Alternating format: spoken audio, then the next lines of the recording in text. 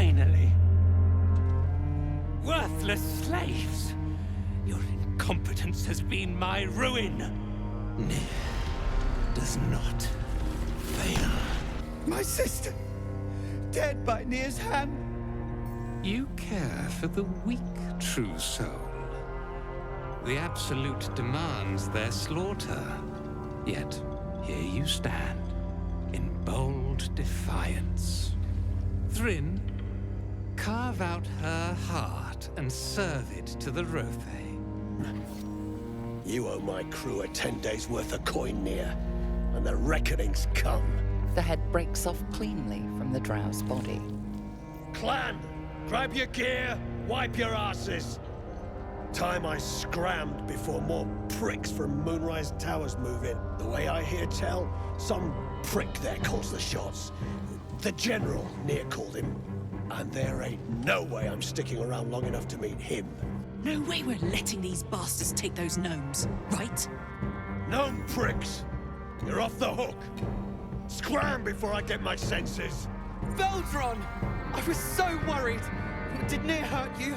No, I'm all right. Did the sergeant hurt you? Oh, who cares? We're together now, thank Iron Hand. Warbron has a way of attracting true believers. His quest for rune powder was the latest dream he stuffed in our heads. He just made sense of the formula when the cult jumped us, so he burned the damn thing. If there's a single copy left, it's sitting in his head. Those absolutists pull it out and make rune powder, they could flatten the whole of the Sword Coast. The Adamantine Forge? If it had been found, the name would ring throughout the Underdark. The crystal's glow swells, drawing you into its depths. You are transported somewhere deep, loud, and hot as the hells themselves.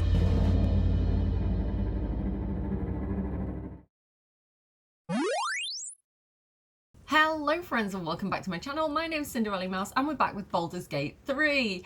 We are so close to Act 2. I know I keep saying this, like the door is right there. We've been able to get to Act 2 for a while, but literally there's like one last area that we need to explore, and that's the Grimforge, which we finally found at the end of the last video. But before we go to the Grimforge, I do want to briefly check back in with the Myconid colony, with Sovereign Spore, to let him know that we solved the Nyr problem for him. And you remember the bad wizard who was like pushing the gnomes into the lava? Like, he's dealt with now. We also freed the deep gnomes, which is why we have a sweet little Barker's Root here with us.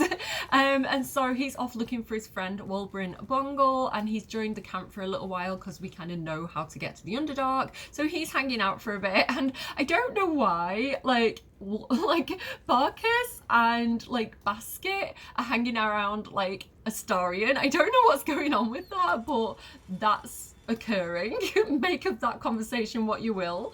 I don't know what I feel like they're conspiring perhaps. I also feel like Barkus would not feel very comfortable around like Basket and Astarion. Maybe Basket and Astarion were kind of like conspiring together because they're both slightly malefic tendencies. It's like bad intentions sometimes, like they're a little bit murderous. And so like maybe Barkus was over there, he like heard something that they were saying and he was like, no, like don't do that. that's not good behavior. I feel like he's a very sweet little guy, isn't he? So anyway, back on point because I got completely distracted by that. Let's head over to the mushroom colony and see if the deep gnomes made it there safely, basically. So I'm just gonna have Team A go over there. Before we do, actually, just briefly, so in the last video I did go and do a little bit of shopping and I got this book off, not this book, that's not the right book, I think I put the other one away. Where did I put it?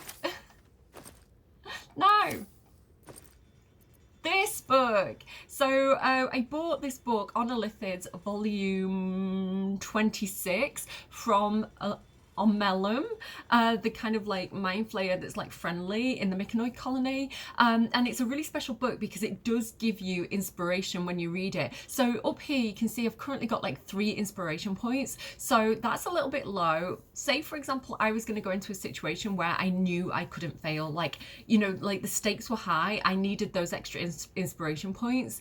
I could read that book and gain an inspiration point in the moment, so it's like a really handy thing to have, and we're gonna have to remember that I've got that. This one I can just kind of read now. I feel like maybe we've read it before. Of all the demon lords, few have made their mark on the world as firmly as Yinogu.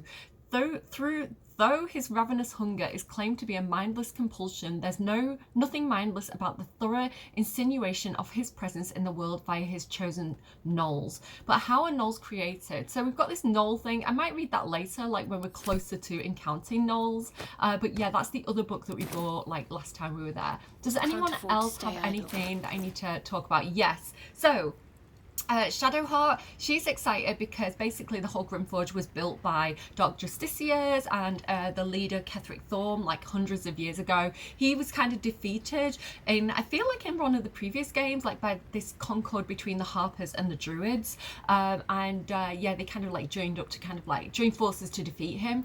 But she's really excited because she is a Sharan, so all the Shar history is like really interesting to her. And she also has this idol of Shar, so she is she's a cleric of Shar, so of course she's kind of like super into that, like see you later Toby, like that's her whole thing.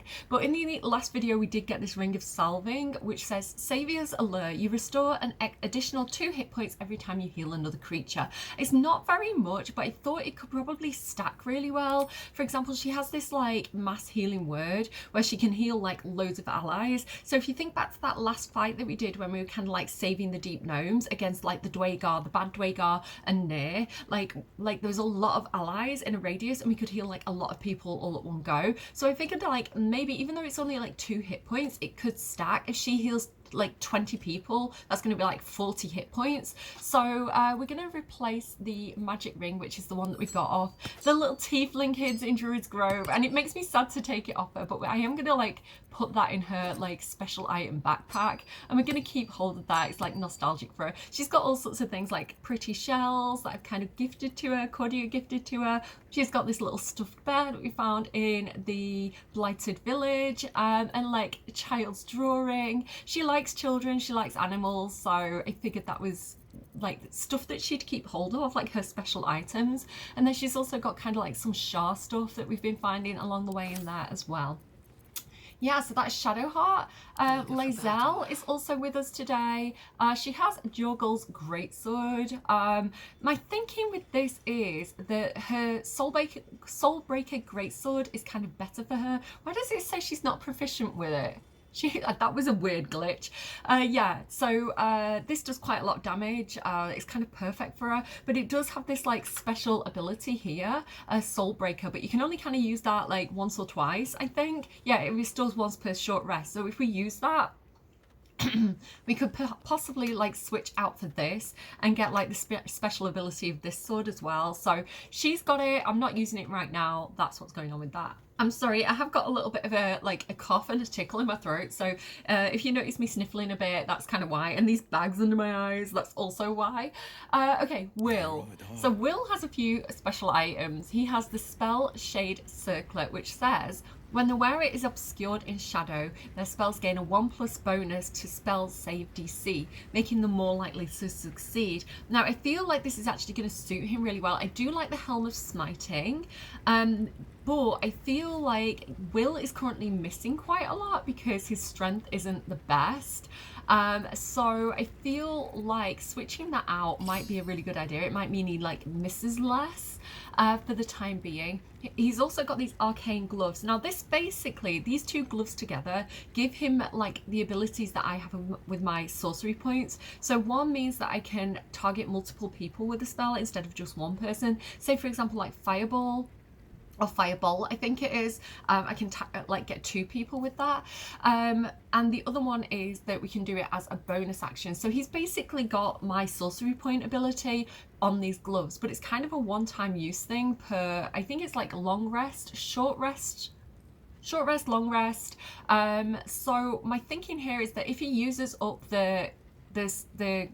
if he uses that ability on the gloves, he can then switch out the gloves and like have the other ability later. So like that is what I'm thinking there. He's also got the Sword of Screams because it's a rapier. I like rapiers for Will, but I'm not equipping that just yet. It's not actually any better than what he's currently got.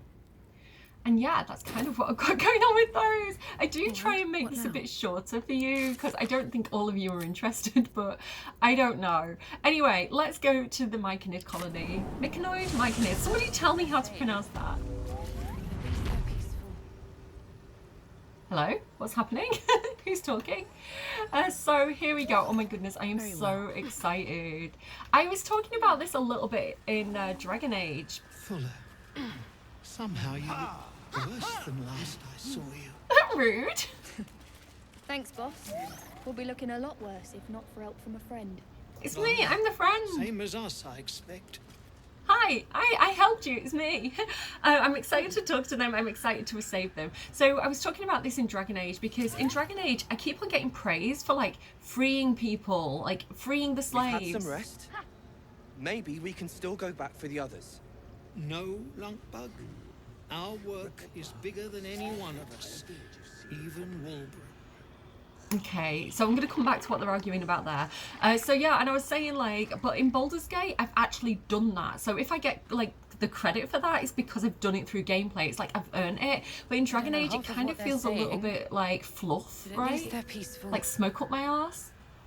Okay, so what they're arguing about there is their friend, the guy that Barkus is trying to rescue, has been taken to Moonrise Towers because he knows this secret recipe for rune powder, which is like a massive explosive. It can like blow up a city if you have enough of it. And so they seem to be some kind of like resistance group. Like they're saying that they've got plans for Baldur's Gate, which worries me because I'm from Baldur's Gate. But apparently Wilhelmw is the only person who knows this recipe, and it's like it was written down, but that got destroyed. So it's like it's in his head, and so the bad guys at Moonrise, they want that recipe, and we need to go and get Wilhelmw out before like they learn this recipe because it'd be really bad if it got into the wrong hands. That's what they're arguing about there. So this guy's saying like, we'll go back to Baldur's Gate. There's a bigger mission. Like we have to carry out our original plans. We've got rune powder, so we don't need the recipe as long as we've got the stuff. And he's like, but we need to save Wilhelmw. He's our leader. That's their business. Anyway, let's talk to them. Iron Hand keep us safe. Iron Hand keep us safe. Iron Hand is the god of the deep gnomes. Thanks again for offing that drow. Only made it here because of you. But I can't stop thinking about the rest of us. Stuck in Moonrise with a bunch of sadists. Poor bastards. Yeah, this was quite a big like mining group. They were on a mining expedition for the ingredients for like the kind of like the things that they make, and so more than half of them has probably got killed by the Dwaegars, who were keeping them as slaves and like forcing them to kind of like dig out the Grimforge. But another group of them has been taken to Moonrise, so it was quite a big group actually. What's up for We've had some rest. You saved my skin, but there's more bastards out there. For everyone you kill, pint on me.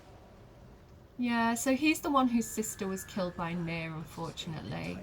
Larida's the girl who got stood up by Philomene. The Myconids are trying to help, but I keep seeing my friends in Moonrise screaming. We have promised to kind of like help them and go and look for Wilhelmw, so... No need for me to ask how you fared. Some of my kin have already made it here, safe and sound. It's past time we were back in the city. But if you find yourself there, call on us. The Iron Hand Gnomes are good friends to have. I'm glad we've allied with the Iron Hand Gnomes because I do feel like they're going to be really, really helpful when we get to the city. Thula's the girl who originally sent us on that mission. She was poisoned. She managed to escape. I know about the rune powder. I think I'll stay clear. Your leader is still locked up in Moonrise. What will you do when you return? I think I'm going to say... I want to know more, like, and what will you do when you return? Like I say, we Iron Hands make good friends. But bad enemies too. Some folk are about to be reminded of that. What is going down, girls? Spill the tea. And so here we go. Here is Sovereign Spore. We can give him the... I mean, good news for him, bad news for Nair, I guess. Somehow Peacebringer, be at home. Thank you. Oh, I guess we did that. Did we do that in the last episode? I don't remember giving him the head, but I guess we did. Okay. Yeah, I remember now because I remember editing my video and I was doing a little like daft dancing that they do. Okay, fair enough. Like, we are Peacebringer now. I'm so glad the Ironham gnomes are all here and all safe. I hope they make it safely back to Baldur's Gate. Maybe we'll just quickly check in and see if there's anything else we want to buy, because again, we're going to be leaving this area soon. So, I want to stock up on items while we can. Have you made any new discoveries? Have you anything interesting to trade? I do enjoy a good bargain. If anything in my private collection is to your liking. Has he got anything? Scroll of Shatter could be useful. What is that? That's thunder damage. What is he wanting for that? 124. Do I want that? There's that Circlet of Blasting again. Shit. It's really expensive. No, I'm gonna leave it. I'm gonna leave it. I think we're good. Very well. I have mushrooms to catalogue. On my notes as well, it does say to check in with Dareth one more time before we leave, so we'll go ahead and do that. Has she left? No, she's just not loaded in, I think. Here we go. No time to rest. I love the haste spores. Woo, woo! I'm waiting for Master. Miss his scratches. Can't leave without him. I feel really bad. I wish we had the option to give him scritches like we do with Scratch. That would be really cute. Okay, Dareth, do you have anything else to say? What? Now Balin's dead. I've got to get myself moving. No point in lingering now I've got the noble stock. Like, I wonder if she's going to make her way out with the deep gnomes. Show me your wares. So the deep gnomes, they don't have to go through Act 2. They're going back to Baldur's Gate, so they don't have to go to, like, Moonrise Towers, I guess. Or maybe they do. I don't know, actually. Yeah, no, they will. They'll also have to go through the Shadowlands. So, oh my goodness, I hope they're going to be safe. Okay, what does she have here? Oh, is that a potion of speed? Yes, please. Giant hill strength. Yeah, I knew it was a good idea to come and check on her.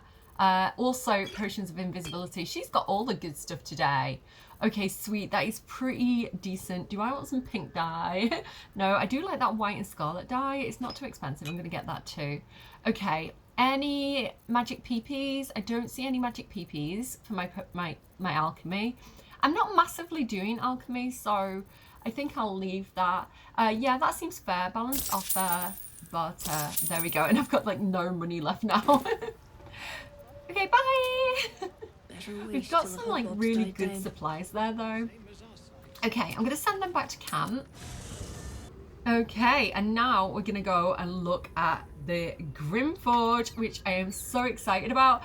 We're gonna take Dirge, Karlach, Gale, and Astarion, and there's method to my madness, because if I just show you their character sheets, when we had a quick peek at the Grimforge, it did look like there was a lot of lava, and we've got those things that say like hot magma. So I am taking like the three people, Karlach, Gale, and Astarion, who all have fire resistance. This is just going to give us like half damage instead of full damage if we get hit by anything that deals fire damage, which seems like a sensible thing for me to do. We also deal, like me and Gale also deal cold damage. So for example, we've both got things like Ice Knife, Dirge has Ray of Frost and Frost Breath. If we go to Gale, we can see he's got similar things, Ray of Frost, Ice Knife. Has he got any other cold damage? Not really. but like he's also got things like Sleet Storm. He can make people wet, which means that when people are wet, we deal more cold damage. We've also got Astarion who has a lot of like cold arrows as well, because I'm thinking like anything that deals fire damage in a hot place might not like ice. That's my logic anyway. So I think I've got a really good crew for this section. Going into everybody's inventories quickly then. Dirge, I think I'm going to switch him out for the Bow of the Banshee. Blood-curdling, on a hit, possibly inflict frightened. Gale a 1d4 bonus to attack damage against frightened creatures. I just like thematically the idea that he frightens people, right? He's scary. He's this big dragonborn. People are going to take one look at him and he's kind of murderous as well. He's intimidating. His intimidation is high. So I'm thinking like people would be frightened of him, so I kind of like that for him. And then I'm thinking I'm going to send the hunting shortbow over to Astarion, and then he can apply, because basically Astarion has Hunter's Mark. He has 2 bonus actions, so having Hunter's Mark as one of his bonus actions could actually be really, really useful. So for example, he could Hunter's Mark, fire an arrow and then heal, or Hunter's Mark, fire an arrow, finish them off with a jab. And so I think I quite like that combination. I think it works really well for him.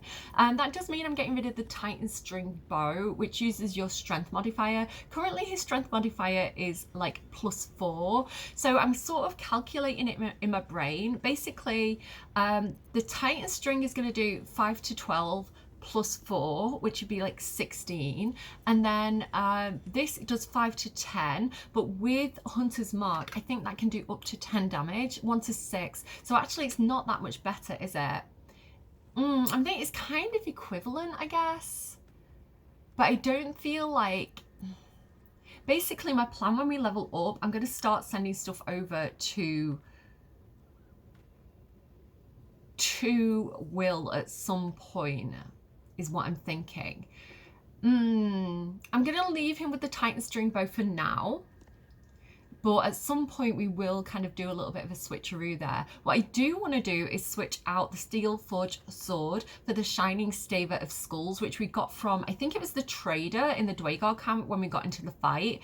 And so this does 7 to 13 damage with radiant damage, which is going to be so useful in Act 2. You'll see why.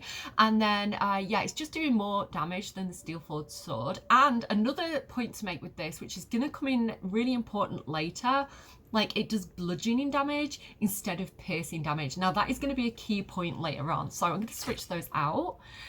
Also, like the boots are kind of like an upgrade, so if I just kind of show you here, the current source of boots, which I think are a modded item anyway. I just kind of basically do acrobatics +2. These are better because they give him Misty Step, but also he can't be enwebbed, entangled or ensnared, and he can't slip on grease and ice. I mean, if he's running around with Gale, who loves to throw grease and like do ice spells and make a slippery surface, that kind of like works super well. So I'm just going to go ahead and give him those. And he's still got Misty Step, which means that these are free if I do want to give these to anyone else at any point. Also, I'm considering, I feel like, do you remember ages and ages ago, like last time we saw the Dream Guardian, and Astarion was kind of like, I want the parasite, can I have it? And we were like, yeah, sure, it's in my backpack, go and get it. We never really like went anywhere with that, and so I thought maybe Astarion might like to have Nia's parasite. And so I feel like he's kind of got that, and he's kind of considering it, and he's kind of weighing that idea up. He is very pro the parasites. So yeah, that's something we're going to kind of like explore later. So does anyone else have anything? I don't know. Oh, Karlak does. So she's got the Fire Stoker. I'm not going to equip it right now. Deals an additional 1 to 4 piercing damage to burning targets. Could actually come in really useful where we're going, but I'm just going to kind of keep hold of it for the time being. We've also got the Envoy's Amulet, which gives us the Voice of the Circle. Grant an ally a +2 on persuasion checks. So I like that. I like that she has like the guidance necklace, but also the persuasion check necklace. I don't feel like we're going to need it where we're going, but I do like the idea of her having it. And also elixir of fire resistance, which will make sense later. For now, I actually want to get another elixir of fire resistance out. There we go. I'm going to send that over to Dirge because he's the only one who doesn't have fire resistance out of this group. And I'm going to go ahead and get him to take that. There we go. He has got so much random stuff in his inventory. One thing he does have is this Skybreaker, which gives us Searing Smite. Again, bludgeoning damage is what I'm going for in this video, so I'm going to switch that out with... do I want to do it as his offhand weapon? Probably his offhand weapon. There we go. So yeah, he's got bludgeoning damage as a bonus action, which could be very useful. And then he's got all this other stuff in his inventory. So Grimforge, a history. So just a reminder of like the history of Grimforge if you want to pause that and read it. Yeah, that's going on there. The hand-drawn map, which shows us where it is. We've discovered it now. We've also got the Great Furnace of Grimforge, which tells us how to use it. So we'll use all that when we actually get there. And the memory shard, we've got the molds, we've got the adamantine slag, so we know we know we're in hot pursuit, we know we're in the right place, we've got all that evidence there. Okay, so that is enough yapping. Let's head over to the adamantine forge. I think there was a waypoint. Yeah, Underdark ancient forge. Let's go. Oh. Hello. Hello. Hey, I'm right here. What? So, are you greeting invisible beings or just losing your mind? the echoes, listen. They're coming from 3 directions. Losing your mind it is. Probably the tadpole. The weirdest things seem to be. There you go. He's got the tadpole on the brain, literally, like that. He's thinking about it, right? Yeah, because the Guardian was saying the more tadpoles we consume, the more power we'll have. Like, we'll consume their power if we eat their tadpoles, like when we get it out of people. So I guess it's like, is that like a Highlander thing? I'm not sure. But yeah, this place is definitely looking hot, hot, hot. Look at all this magma and lava everywhere. So, ooh. A dusty book, an ancient log written in the flowing lines and deep groove, the flowing lines and deep grooves of a fanatic. Okay, let's read it. Praise be to the Lady of Loss. She has, through Sister Ansar, taught Brother Sildur the true nature of our lives, that they are nothing and nothing but loss. Through that sorrowful lesson, he has turned from his fame and his following and come to us into the light lady's loving embrace. So this is Shah, like who Shadowheart worships, but he has not left everything behind. The man once known as Sildur Yali brings with him miracles of metallurgy.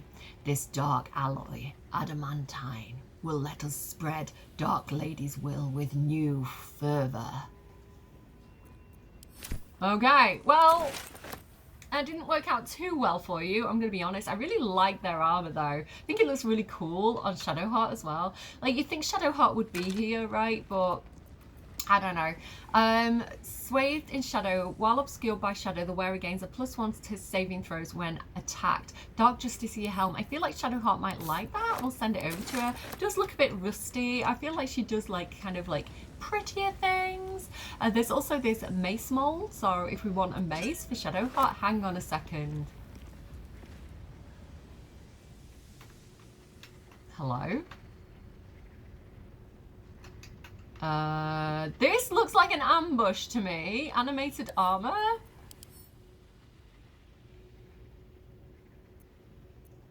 Friend or foe? Foe, it's red. Okay, these things are gonna fight us. So let's all just go ahead and hide a little bit.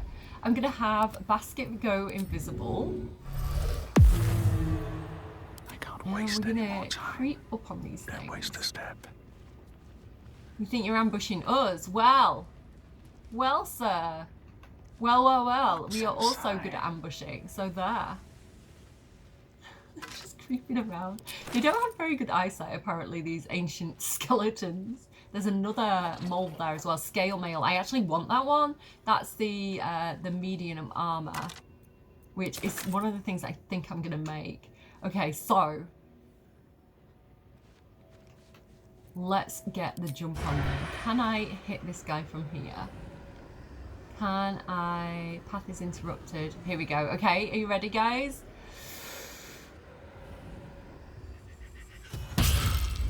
Okay. Hide.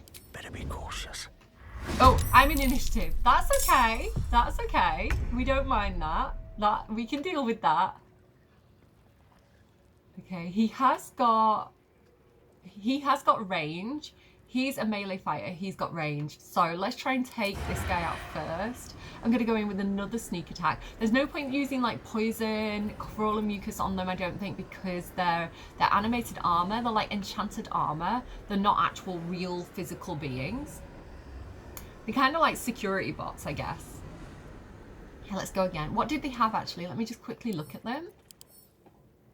Psychic resistance and poison resistance. And they've got an extra attack. Look at that.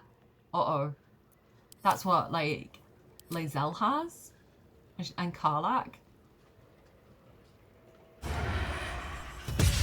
Oh, you missed? Dude, what were you even doing then? Hide? Oh, damn, he didn't hide. Okay, back up. Just back up. Get some distance. I'll catch a break. Okay. That's all right, because they haven't actually seen anyone else. So, Astarion can also go in with a sweet little sneak attack. I'm actually going to use disarming attack on him, because, again, he's got a ranged weapon. So if I can disarm him. He dropped his weapon. I saw it, and I have the option to add sneak attack to that. So he's down. He is down. He dropped his weapon, and he is D-E-A-D as Gale's. I don't think we've done that yet. I won't mention that. Okay. Hide and come over here, Astarion. Great job. Come over here so we can like peekaboo out.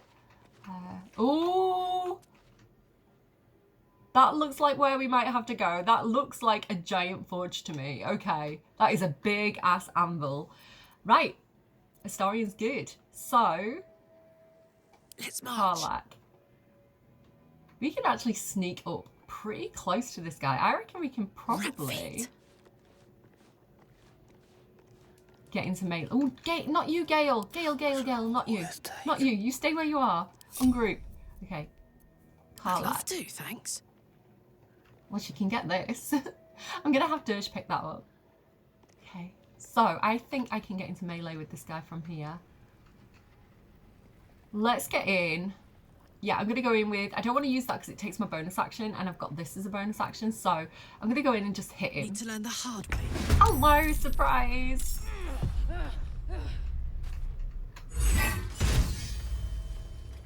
A critical hit. Nice. Okay, he's got 4 hit points remaining. Oh, it's not her turn, apparently. Oh, damn. Okay, Gale. Could you possibly take this guy out then? I don't really want to use up his spell slots, but I reckon if I magic missile at level 1, I reckon that'll do it. I reckon that'll finish him off. There we go. Okay. So, also, it says there's 2 remaining. Now there's 1 there. So where is the other one? There he is. Look at this sneaky little guy. Okay. Gale, I think it might be a good idea for you to just back up and try and get out of range of these people. Perfect. Never a dull moment. Okay. You're done. You're done. Okay, they're going to get a turn. Oh! Oh, he crit Karlach. Okay, is he going to go for Karlach as well? Uh-oh. They're ganging up on her. I mean, she is probably their biggest threat. Okay, he dashed, so he didn't actually get an attack. That's perfect. Okay, Karlach, do your thing. So she has her bonus action. It's still her turn, but we can action surge to get her action back. And then I'm going to flurry of blows him because he's next to me. Okay, didn't do a huge amount of damage, but that's all right. And I'm going to try and concussive smash him, which dazes him. If he gets dazed, he can't take reactions. So I can actually run off if I daze him. Yeah, he dazed. Karlach bringing in those critical hits, man. So he is ranged. So considering he's ranged, it's going to be a good idea to actually get as close as possible to him and actually block him from being able to shoot anyone else, hopefully. Yeah, look at that. Okay, yeah, because he's going to have disadvantage, or maybe not disadvantage, but he's not going to have a good chance of hitting us if we're really close, because it's a ranged weapon. So yeah, that is a good technique there, I think. Okay, also we get a ton of goes before he gets another go. So this way, Dirge. Okay, I'm a bit far away with Dirge, but can I get in to get a sneak attack on him? Come closer, please. Target's too far. Well, come closer, Dirge. Use your cunning action dash as your bonus action and get over here, please. These boots have seen everything. Can I sneak attack him? I can sneak attack him. Okay, go. He got 10 hit points. That is not the worst. Again, he's ranged. I think if I go like right underneath him, it might be an awkward shot. Maybe. That's what I'm thinking. I don't know if that'll work. Okay, again, Astarion. So he's already hidden. So I'm going to do the same thing. I'm going to get close. And I should have sneak attack because he's hiding. Am I in range? I am in range. 64%. Path is interrupted. That's okay. I'm going to do the same thing. Cunning action dash to get into a better firing position. And here we go. With advantage as well. Oh, you missed? Seriously, Astarion? Well, do you know what? In that case, why don't you just go ahead and Bardic Inspiration Cartlack, I guess. I don't think she needs it. I don't want to waste my Bardic Inspiration. Let's continue to hide and let's move a little bit closer. There we go. Okay. Gale. I don't know if Gale's going to finish this guy, to be honest. But, what do I want to do? How's Carlac doing? She's still standing. Of course she is. Let's just go ahead with a little firebolt. He can't even do that. Bless him. He's quite far away. Okay, come back over here. I'm just saving his spells because we might need them for other things, basically. So I'm just trying to use his bonus actions here.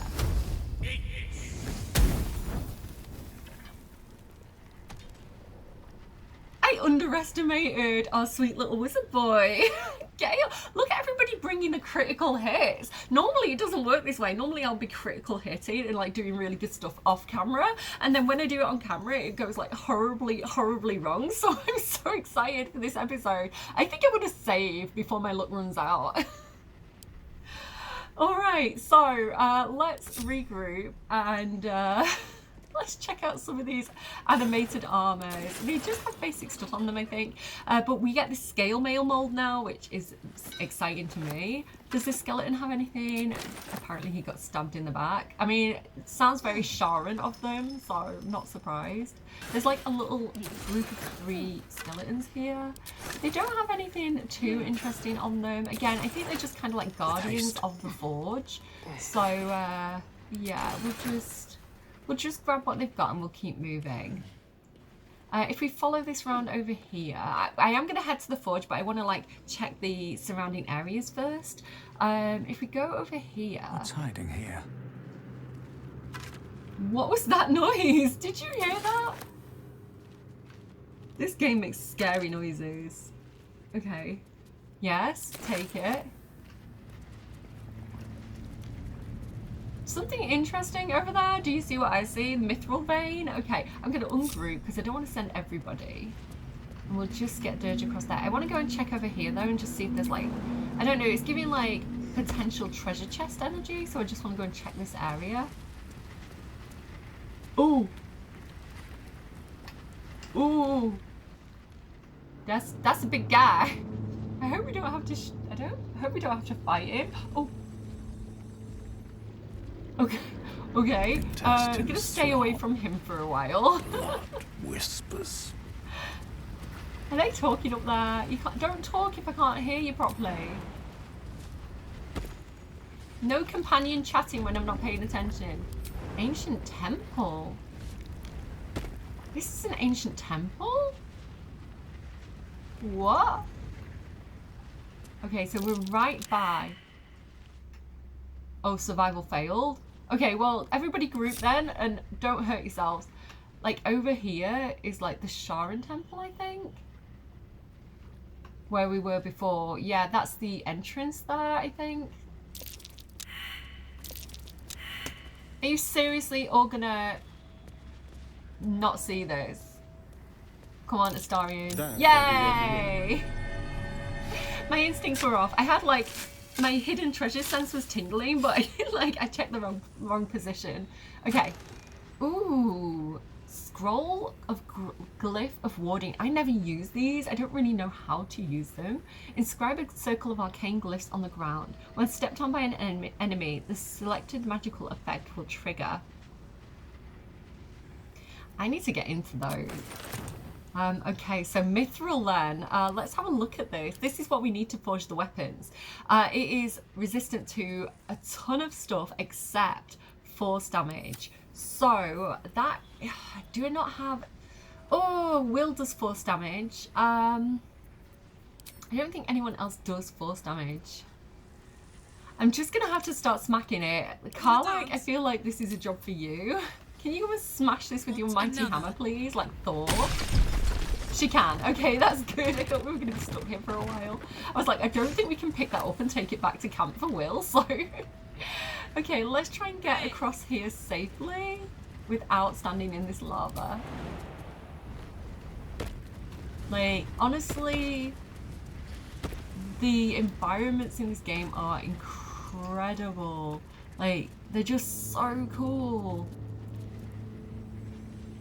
Like, just think, this came from like people's brains. Like, someone imagined this, like someone had the concept of this, and then like concept artists brought it to life, like with the imagery, and then like people worked on this like whole map and like had to build all these individual pieces of all these individual like building blocks of this world and like put them together like this, and they've created something absolutely amazing. And then you get like the VFX teams and the, you know, the environment sound teams. I just, like, honestly, this game is just so good. Everything. Okay, I think Karlach probably needs to heal up a little bit. In fact, I wish I hadn't done that because I might just short rest. Okay, let's keep going and exploring this forge. So we've taken out the Guardian. Time to press ahead. We did have something that talked about, protect a guardian of the Adamantine Forge from magma rose, only in magma destroyed, hot hammer, where? And then we've also got this thing here as well that says magma.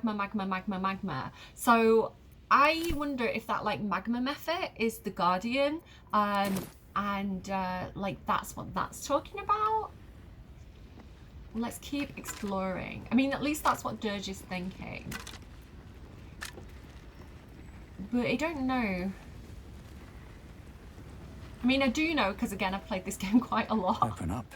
So we kind of know all the things, if I'm honest with you. But we try to role play as Dirge, and like, what would Dirge know in this moment, and what would Dirge be thinking? And so, like, this is kind of where this is coming from.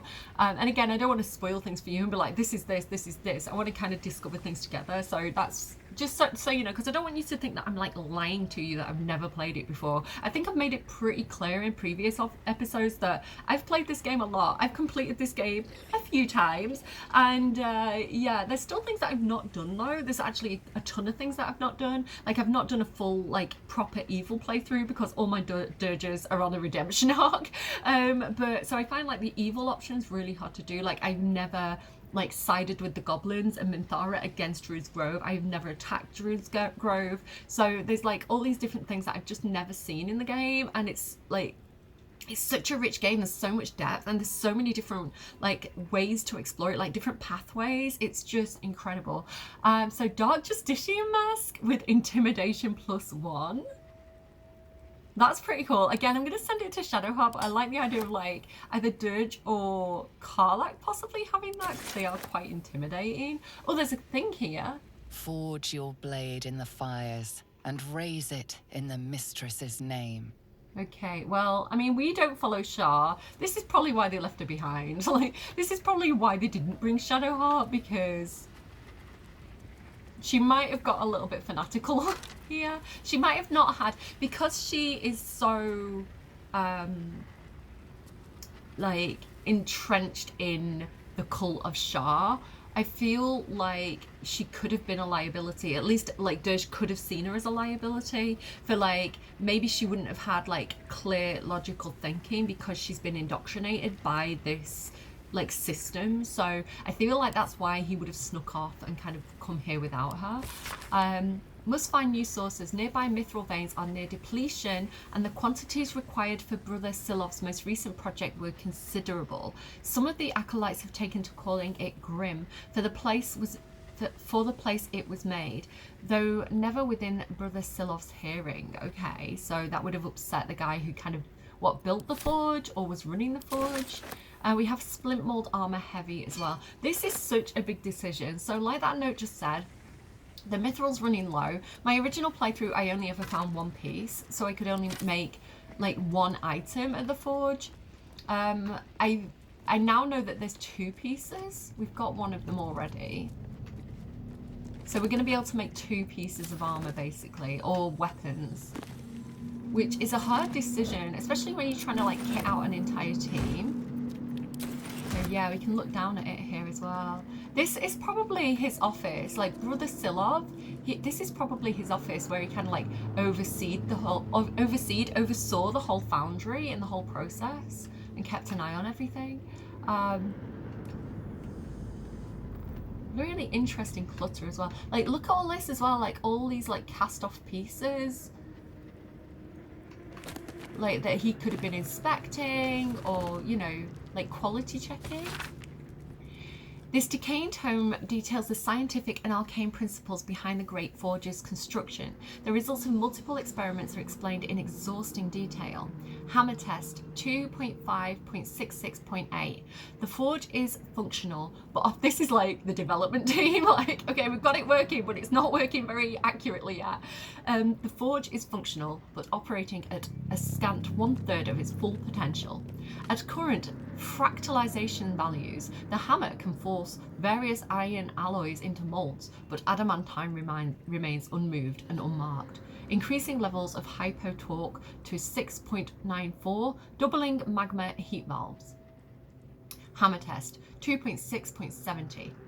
Test unsuccessful. So hot was the magma that the adamantine shattered entirely under the force of the hammer. The properties of superheated adamantine are intriguing, but I seek to mold it, not to crush it, maintaining hypotorque levels, reducing magma heat values by 1/5. So they're trying to get the process right. It's like a trial, like a trial of error kind of thing. So again, just to be clear, it's probably been somewhat successful because we do have adamantine slag, but they take mithril and turn it into adamantine. So whether they ever got it fully functional or not, I don't think we have evidence for. So we're kind of hoping for the best here. It does seem like a very, very like delicate process to get it right. So maybe we need some better instructions. I don't know. So here we are, we're back to the start. This is where the waypoint is, this is where we came in.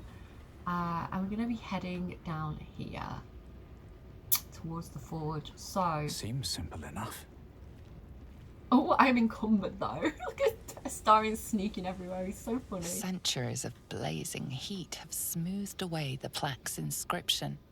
That's cool, that's a cool detail. I'm just gonna save again. Okay, so Dirge is a little bit nervous about this potential guardian, so I think we should kind of sneak up on this place. I'm not seeing anything a knife in the dark currently, other than the kind of magma method that's like over there, I think, somewhere, which is quite far away. But I do see more mithril there. So we're gonna have everybody kind of like jump down here. I'm gonna have them continue sneaking for the time being.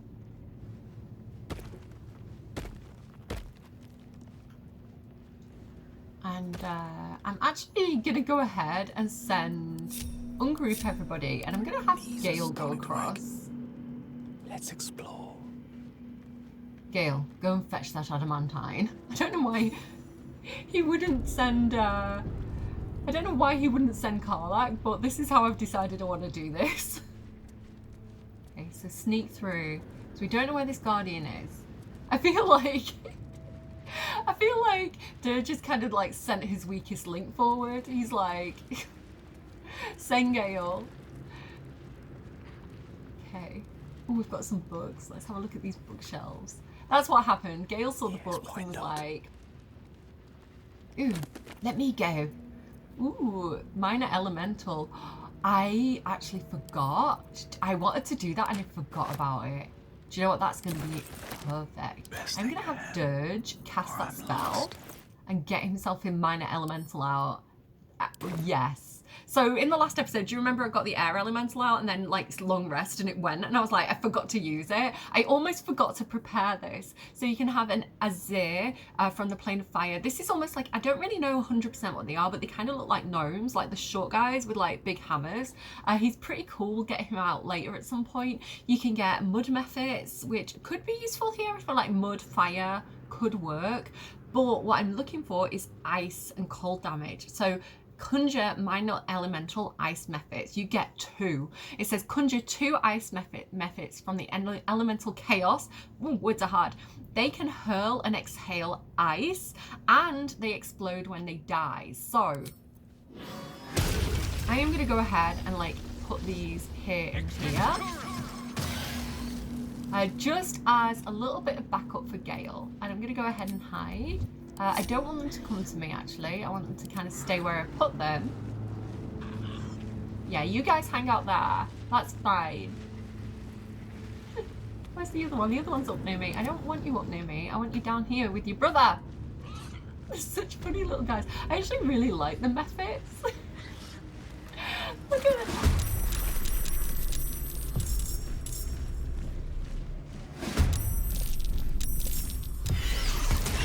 I am surprised! I am surprised! Excuse me? Well, luckily they're going for the mephits and not Gale.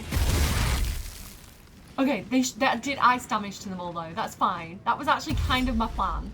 Sort of. If we hadn't been quite so surprised. Oh no, we've all been discovered.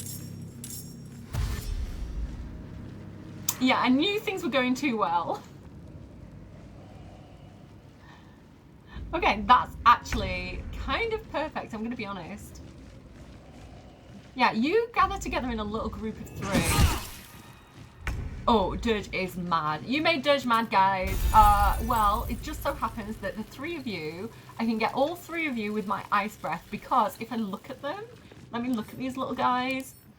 They have cold vulnerability, so completely immune to fire damage, but they're vulnerable to cold. So this is why I wanted all the ice damage, guys, because these little feckers, they do explode. So you see how my ice mephits just exploded when they died, and they do damage around them.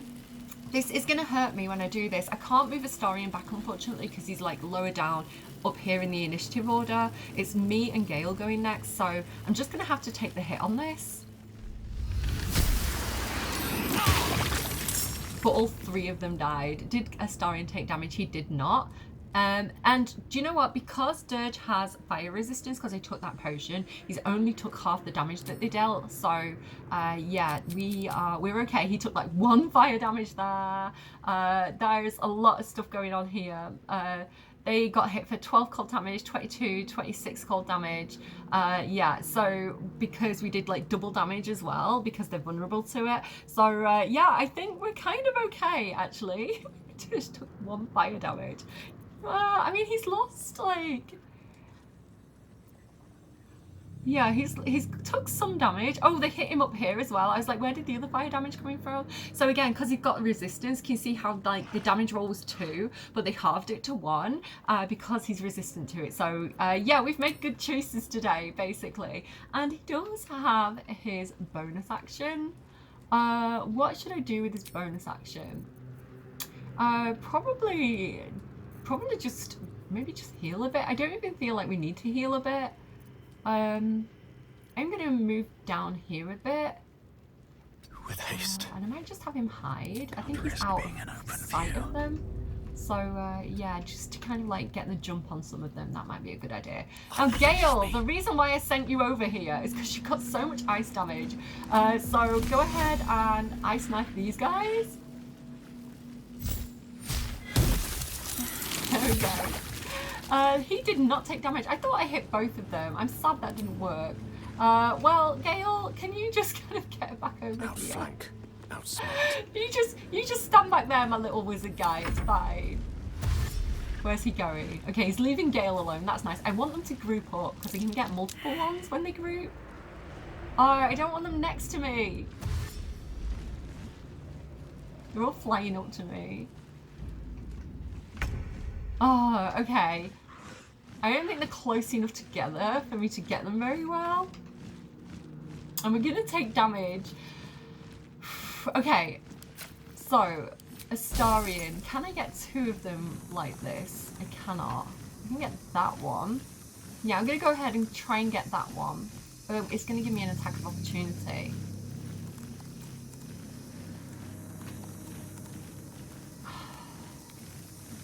Right next to me.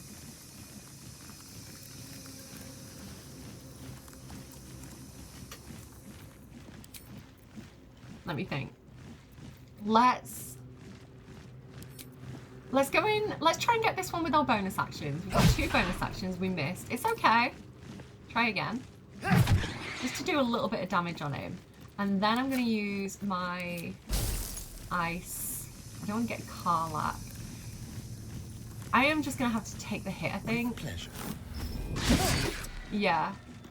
And try and get this guy. 90%. And then, yeah, I guess we stand our ground. I guess that's what we've got. No word. Karlach then. I mean, Karlach's just going to do a thing. She doesn't really have ice damage, but she can hit really hard, so... we're just going to go in like this, I guess. There we go. Oh! I can... Oh, look. Oh, Basket's in the fight now. Basket, no. Why? I was trying to keep you safe. I should have just moved him. Let's go for this one with 3 hit points. While he's at a distance from us. There we go. So he's down. Let's move. Again, I don't want everybody like grouped together too much because like then like if one comes next to us and they explode, they're gonna like damage all 3 of us. So if I spread everybody out a little bit, like that's gonna be better. Okay, we're doing okay. Basket, I'm so sorry you got hurt, matey. Come over here. Go invisible. And just get out of the way, mate. Just, yeah,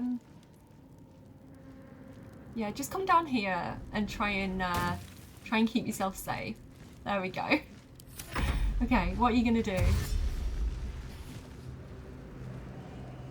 Okay, he's flown up to where we all are. Look at Carla just on fire. Okay, he's looking for Basket and he can't find him. Perfect. So he's kind of wasted his turn a little bit. Okay, alright. So, next up. I think with Ice Knife, because he's a sorcerer, I think we're going to go Ice Knife on this guy here. Amazing. Okay. And then we can actually fly, which is quite fun, and we're invisible. Perfect. Okay, yeah, we're gonna fly. I'm gonna fly. I'm encumbered. I forgot to unencumber him. There. Again, like they won't know where we are. We've got the sneak on them, and we're in a good position to like wherever they move, we can get them on the next turn. Okay, Gale, can you ice knife this little guy who's like not really doing very much down here? A spell a day. Come on, mate. Again with the critical hits. Did any of you ever underestimate Gale? Because he gets so strong. Again, I've got a really good build on him because I've got all that, like the cold damage. Oh, he can level up as well. Some of us can level up. Cordia, Shadowheart. Yeah, cool. Some of us can level up now. So yeah, because he like his damage stacks because he's got things like the Mage's Tunic, which does a load of cold damage and resistance stuff, Winter Clutches, Hoarfrost Boots, like Ring of the Weave, I don't know, Elemental Augmentation. He's got all that good stuff. So Yeah, oh, I forgot as well, like his staff, the Morning Frost. Let me move that over so you guys can see. The Morning Frost does like a load of cold damage stuff as well. Gale gets super strong, guys. Like, like he proves his worth. Okay, we do have one more left, and it's up here. Tormenting Karlach. So let's see what that's gonna do. Oh, it's the Starian, sorry. Absolutely nothing. He did nothing. He's looking for the basket. Ah, he didn't see him. He still doesn't know where basket is. Okay, I think I probably need to move basket out of the way. Can I not? Oh, basket, are you gonna be okay, mate, if I explode this one now? On this turn? I hope so. I think we can resummon him though. I don't think it's too bad. 9 hit points. Okay, yeah, let's go in again with... I don't really want to waste my arrows. I don't think it's necessary. We get quite a few turns before he does, so I'm just going to go in with like a normal arrow on him. Basket's still okay. Basket's got 4 hit points, guys. 3 hit points. Oh my goodness, stay out of the fire, Basket. Oh my goodness. Okay. I am going to short rest to heal everybody. Time to get going. I'm going to actually leave Basket kind of up here. Yeah, go ahead, Basket. You come up here and remain invisible. You're our lookout. You're our scout, okay? Keep an eye on that lava elemental. If you see it moving our way, just kind of shriek or something, okay? I don't want him to get hurt. Yeah, we can level up, but I think I might do that when we've got our stuff from the Adamantine Forge. At least things have stayed interesting. I'm so excited. Gale, if you could finish looting the place. Yeah. Those ice methods, they were kind of more harm than good, I think. Should I get them out again though for this next thing? It did give me another one. Yeah, I'm gonna do that again because I like these elementals for this section. We got a book there as well, Grimforger History. We've already read that quite a few times, so I don't need to read it now. I think I had that at the beginning of the video. I think that's what Dirge had. And then a Sharan registry. So again, Sharans are the Shar worshippers like Shadowheart. The ladies worshippers, a registry of proud followers recruited by her loyal paladin, Ketheric Thorn. There's that name again. Pages upon pages of names fill this book. Some are only nicknames, others consist of multiple noble titles. All of them are scratched out and anointed with no longer. So everyone in this book has died. Okay, I'm gonna send that to Shadowheart because I think she should know about that sort of thing. I think Shadowheart should know where her Shar worship is taking her. But I mean, everybody dies, right? So, I don't know. Who wants to live forever? Here we go. Luckily, Gale's staff is not breaking. Apparently it can damage Mithril. So I'm going to go ahead and grab that as well. Send that over to Jergy Pants. There we are. And yeah, we're going to get ready for, living with my parents. Have you seen that? I don't know the creator's name, but it's on TikTok. They do like little songs and they're always like, living with my parents. Yeah, got distracted by it. I don't know, whatever my brain is doing right now. We're gonna go down to the actual Adamantine Forge now. It's been a long time coming. I've been talking about it for a few episodes. These guys, they have these little heart-shaped rocks. They give us oil and combustion. I don't use it very often, but Karlach tends to carry quite a few of these potions. So we'll have that if we need to combust anyone or anything. We'll have quite the opportunity to make quite a lot of that stuff now. Yeah, I'm gonna go ahead and get, I'm gonna go ahead and get a couple more elementals out, I think. Again, I'm going to go with the ice elementals because they helped us out last time, even though their little lives were short-lived. We'll say it's the same little guys that are inside each other right now. There we go. What are their names? Do they have names? Wretched thing. Ice Method. Pull yourself together. We call this one Ice, and we'll call this one Baby. We've got Ice and Baby. Ice, Baby. You see what I'm doing here, right? Let's get rid of some of this weight. Again, we are carrying around a lot of metal right now, so no wonder it's a little bit heavy in our pockets. Let's just go ahead and send all this to camp. It's these molds that are the molds and the mithril are what's quite heavy here. Who's got the other mithril ore? Who has my mithril?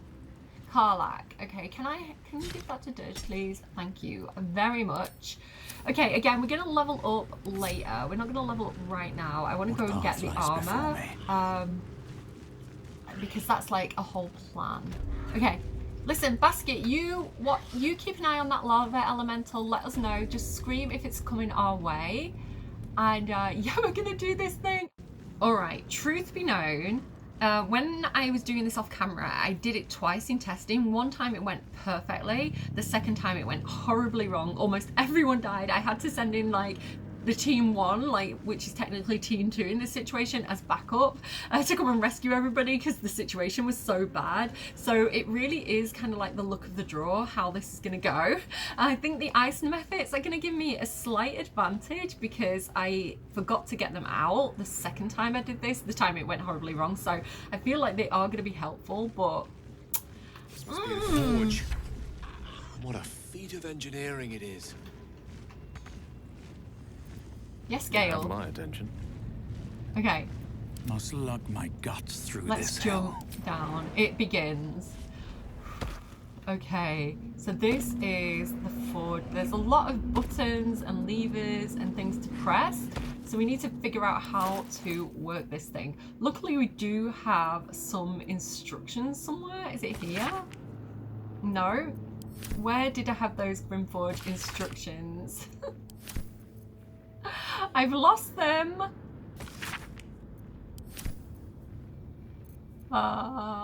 Here we go. The pages apparently copied from a master tome describe the construction and use of the Grandforge in the Underdark. Among the Sharons dwelled the gnome Sildur Yarli. So he was a gnome whose so this is the guy that was running the place. He was a gnome, Sildur Yarli, whose talents for wizardry were known from Candlekeep to Sorcerer. Under his tutelage, the Sharons built the Great Forge, which could heat mithril with such vigor as to turn it into adamantine. With this astonishing metal, they could mold the finest blades and armor. Yet the jewel of Yarli's eye was not the forge itself, but the protector he conjured from the magma to guard it, a construct to be said to be so mighty that no blade could fell it and no spell could pierce it. So it's not going to have piercing damage, whatever this is, right?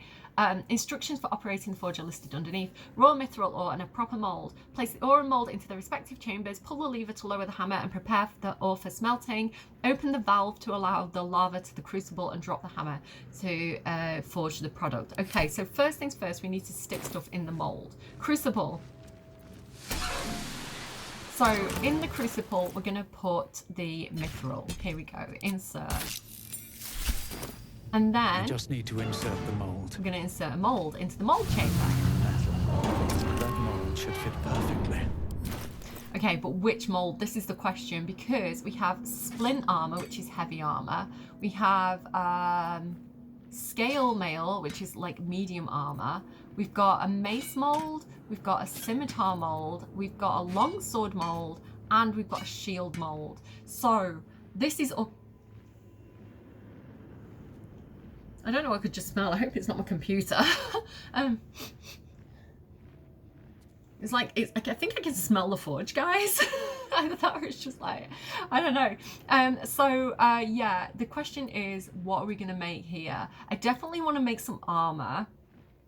I feel like this is such a bad, not a bad decision, it's such a hard decision to make this. I always feel like, is this what I should do? I think I'm going to make the scale mail. The heavy armor is amazing, but it does mean it'd have to go on somebody who can carry heavy armor. And I think the medium armor is going to be more flexible in terms of like more people can wear it. I can switch it around a bit more often. Because I'm thinking I actually kind of like this for Will, but Will can't currently wear heavy armor.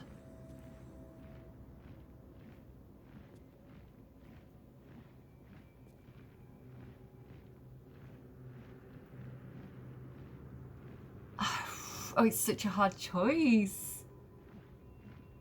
But he is a paladin. It would suit him to wear heavy armor. Oh, I'm so torn between the two. Let's go tanky. Let's go for... And this is a change of plan from my notes, but I'm thinking I might go heavy armor. No. Medium. I'm trying to think of like leveling up and stuff as well. I'm going to go medium because it's a safer bet. And we're going to go with the shield mold. Okay. I am doubting myself so badly. I know that we're going to get some good heavy armor in the game. This is the thing. Like later on, we're going to be able to get some really good heavy armor. And so maybe medium armor could be more useful because anyone can wear it, right? I'm going to do it before I change my mind. Here we go. Insert. I have saved. Okay. What did I actually put in? I don't know what I put in now. I'm panicking. Shield mold, splint mold. Yeah, I think I put in the medium armor. Okay, it's in. It's in there. Very well. Okay, so now we go and we pull the lever. Shouldn't have wished to live in more interesting times. To get this whole process started. So this makes the hammer come down, which will have done absolutely nothing because there's no lava. Like we need to make this thing hot.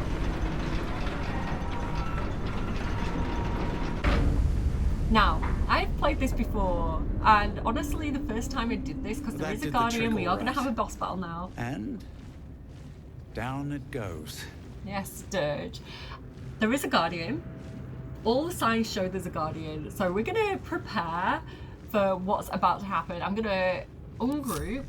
I'm going to have Dirge go over here. And again, this fight took me a long time. The first time I did it, I think I got stuck. I really, really struggled with it and I got stuck. And then I think my kid was doing it. And then like I put the pieces together and realized what you're meant to do. There is a technique for it. So if basket's safe at the top, Gale, go over there. And actually, do you know what, Gale? I kind of need you to hide. Go ahead and hide. And just hang out over here, okay? Dirge can stay where he is. I'm gonna have Astarion stay over here next to the hammer controls. And I'm gonna have Karlach come over here and let the lava in.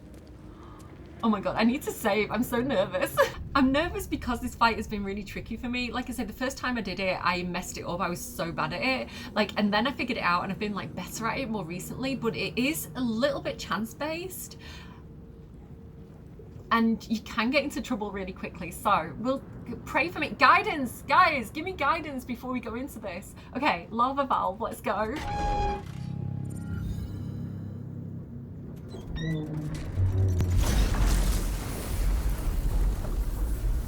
Okay, everything's fine. Nothing to worry about.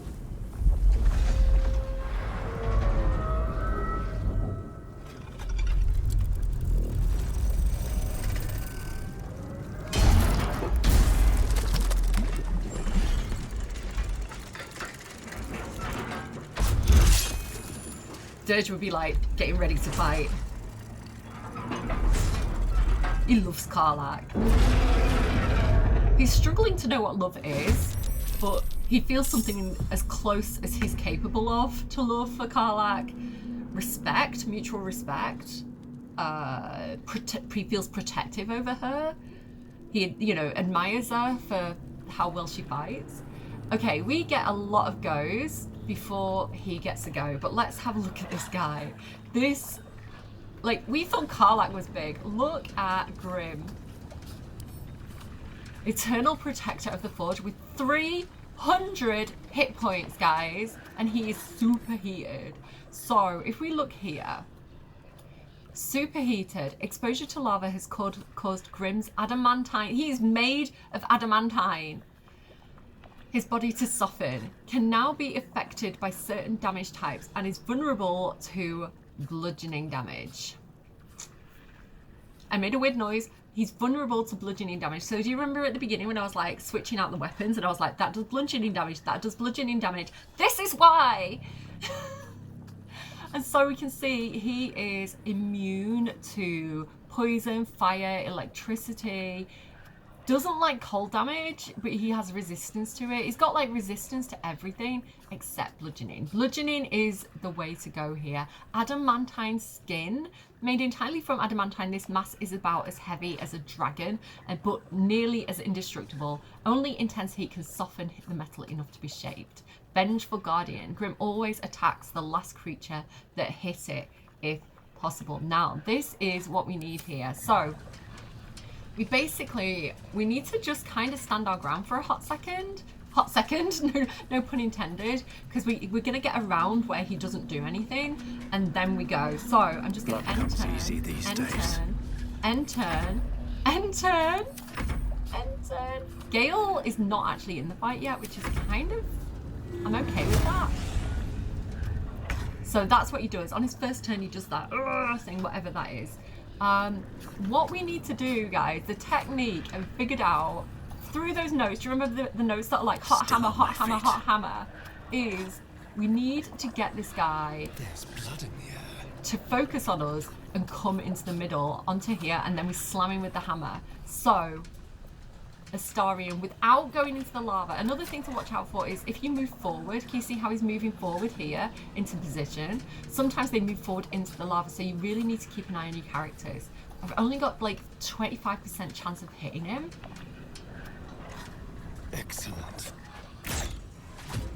Threat assessment, did you see that? And then it says prime target over Astarion. So he is coming for Astarion right now. So what we need to do is try and get directly opposite him so that he walks forward and stands on that hammer. So I'm sorry, Astarion, you're kind of a little bit of a sitting duck right now, but could you hang out there and get him to come to you? Okay. They're dying for me. Dirge, can you hide and just kind of move out of the way a little bit, because he does have a pretty big area attack that we're going to try and avoid right now. I don't know if Karlach can hide because he's looking at her, but maybe if I go right back here, she might be able to do that. Yeah. Okay, we're out of sight because we want to kind of like distract him. So I'm just going to move these guys over as well, just so they don't get attacked by Grim. I'm going to move this one back here. Okay. All right. Fingers crossed he goes for Astarion and stops where the hammer is. Stop here, stop here. Yeah, okay. We're not the prime target anymore. He is still superheated, but the lava's gone, so we need to be quick. Go and pull the lever, Astarion. It barely tickled him. And the arm has popped out. We're going to leave it there. It's going to be fine. And you can see he almost taken half his hit points away. 165 damage to out of 300. That's what he's got left. So we're going to get a few turns before he gets a turn again, but we have got some lava elementals, magma methods to deal with now.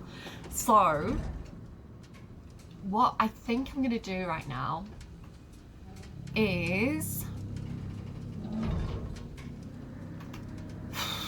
what do I want to do right now? Astarion, I actually just want you to come back here and hide and hang out, because hopefully Grim is not going to know where you've gone. Yeah, I might actually dash so people like don't know where he is. There we go. Okay. So he's not in the last place they looked for him, basically. But he's still on, because we need more lava, basically, because he's no longer superheated. So if I look at him now, because the lava's gone away, he's back to being, like, immune to everything. Like, bludgeoning damage, immune to it. So he has to be hot. So we need that lava. I think there are other ways of doing it. There's definitely a way of cheesing it. I've seen people kill him from up here by, like, firing, like, hot stuff at him. But we're not doing that. We're not cheesing it. We're doing the fight as it's meant to be done. So nothing will stand in my way. In that case, Dirge, how many of these little guys can we get, do you think, with your frost breath? If I come over here, need to find a way forward. Can I get 3 of them? I can. I'm going to take a little bit of damage, but that's okay. Okay, perfect. 2 of them went down, and it was the ones that were not next to me, so I'm fine. I'm invisible, so I can now run. I'm going to run. I'm going to dash as well. I'm going to go over here so people don't know where I've gone. But again, I still want to make sure I'm on one of these raised sections so the lava doesn't hit me.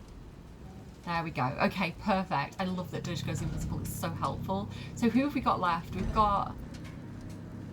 I don't know which one that is. Oh, it's this one. This one's going to go next, okay? Put him up. No, he's not going yet. Okay, that is perfect. Karlach, what I need you to do, honey bun, is...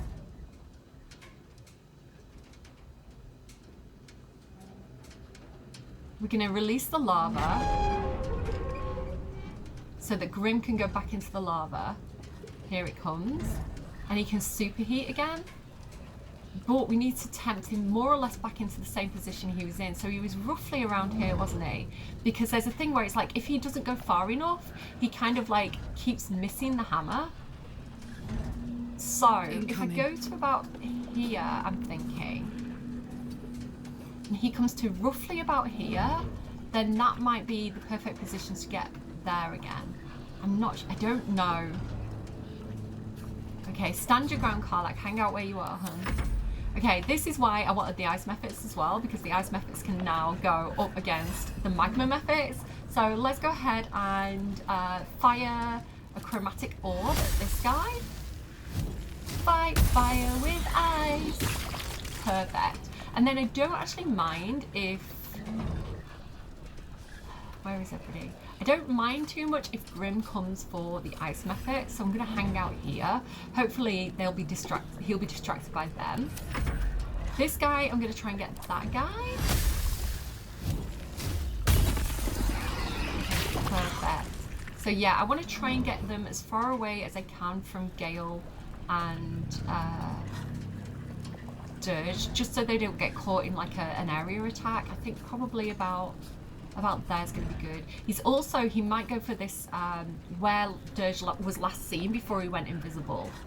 So hopefully he's going to come in this direction and leave everybody else alone. Okay, he's up. Okay, so he just got up on his turn. Okay, Astarion, come over here and hide. Okay, perfect. Okay, we're okay, we're okay, we're okay. Stay where you are. Again, there's a little bit of a waiting game with this. Hide. Okay.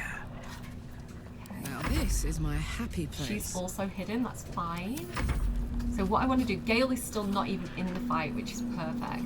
What I want to do now is use my magma method, my ice methods, because they fly as well, so we don't have to worry about going in the lava. We're going to try and get this guy's attention. I don't have to damage him, I just have to get him to see us, basically. If I can also knock him prone on threat assessment. Right, he's coming for this guy. And he's prone. Oh, wait, hang on. Is he prone on the lava? Okay, he's hot and he's prone. Wait, we can do it. We can do it. Hang on, hang on, hang on. Astarion. Cancel end turn. Use this. Use it. Dude, what do you mean not enough movement? Dash. Not enough resources. Damn it. Okay, that's fine. I can take a potion of speed to get 2 actions. It's a little bit of a waste, but it's also not, because it's so useful to have. Does anyone else have a potion of speed? Why does Cordia have them all? Just drink it from Cordia's inventory magically. It's like magic pockets. Okay. Bludgeoning damage. Immune. He was hot. Okay, bugger. Astarion is currently the prime target. Okay, that's okay. Stand your ground, Astarion. Good luck. I could potentially distract him with one of my ice methods if this works.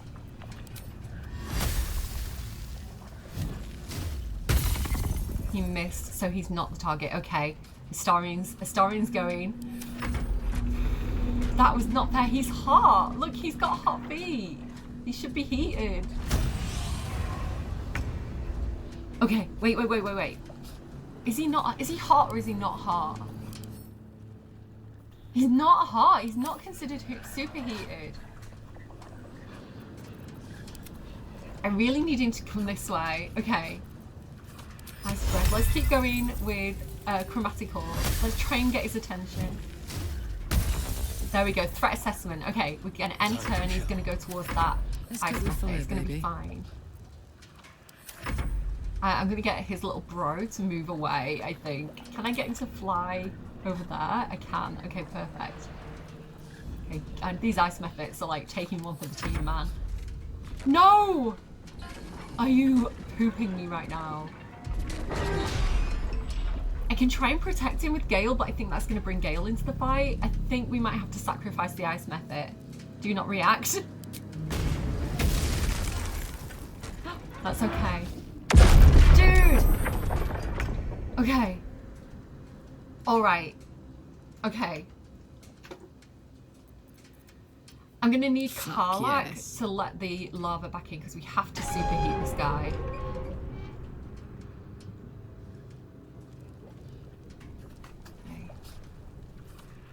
We need to try and get him in the middle here. I think it's going to be another job for the ice method if we can. Okay, stay where you are, Karlach. Hunger for the slaughter. Let's try with the ice method. Chromatic orb. He's superheated. This doesn't cool him down, does it? No, it doesn't. Okay, we are the... Right, he's the target. So I'm actually going to go here and hope that Grim will come close enough, like, to... Because I think he can technically go above the lava. And hopefully Grim is going to come and stand on the hammer. Okay. Let's spill some blood. Come on. Come on, Grim. Stand where I want you to stand. Yes, stay, stay, stay. No, he's moving off it. No, he's staying, he's staying, he's staying. Grim's about to damage Karlach. Protected ward. We've got it. He's doing it. Okay, okay, okay, okay, okay. Okay. Astarion, do your thing. Mate. Don't let them see. Can't control, he's incapacitated? Why? Come what? on. That's okay, I can fire an arrow at this thing.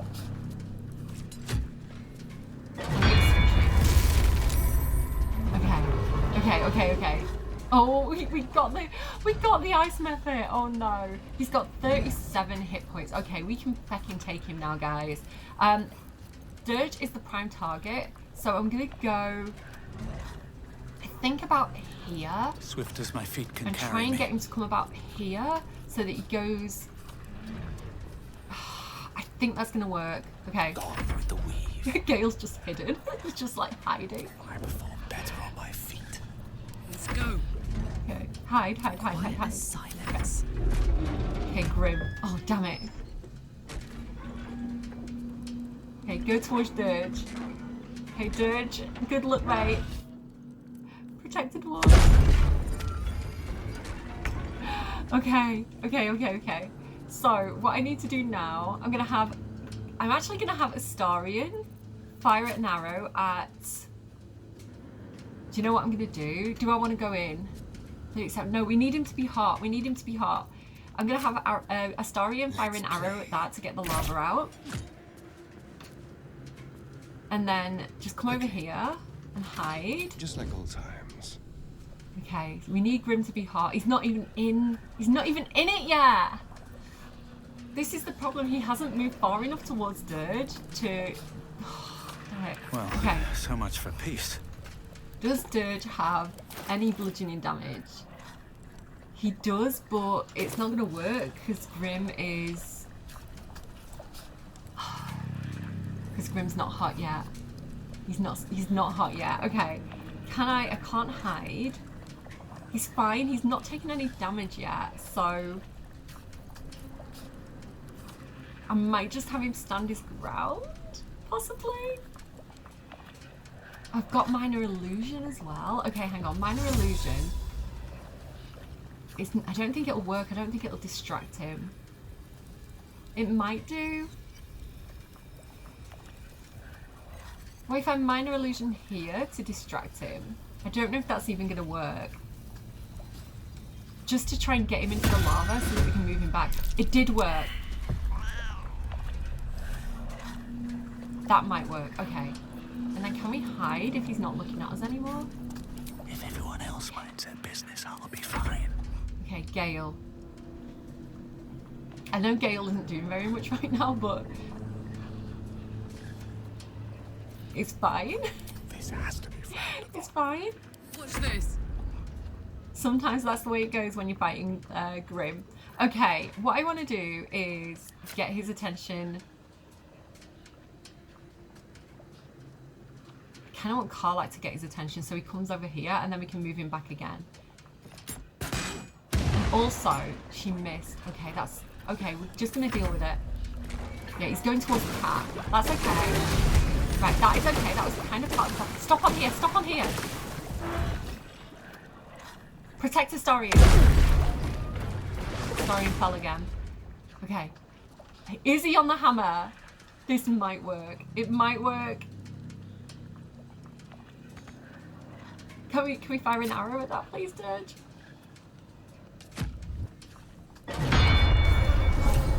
We did it! Victory is mine. The Guardian's fallen. Victory is mine. The Guardian's fallen. We did it. I just spat. Oh no. Oh dear. Okay. Right. Okay. I'm too excited. So now we can finish off with our work, with our project, and head back to camp and level everybody up, and maybe have a nice long rest. Maybe have a little, just a peek in the Shadowlands, you know. And yeah, I am really happy with how that went.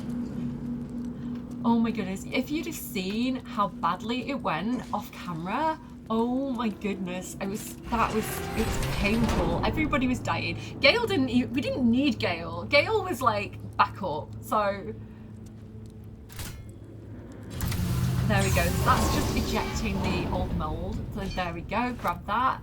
And then we can make our second weapon, which actually is going to be the shield. So what have we got here? This is the mithril. So there it is, guys. Look, adamantine scale mail. All incoming damage is reduced by 1, which is decent.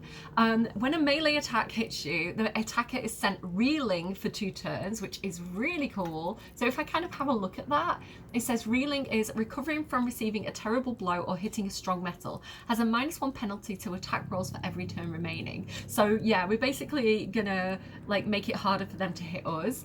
Disadvantage on stealth checks. So we don't want to put it on someone who wants to be stealthy. And this is the big thing. This is the awesome thing about the adamantine scale mail. Attackers can't land critical hits on the wearer.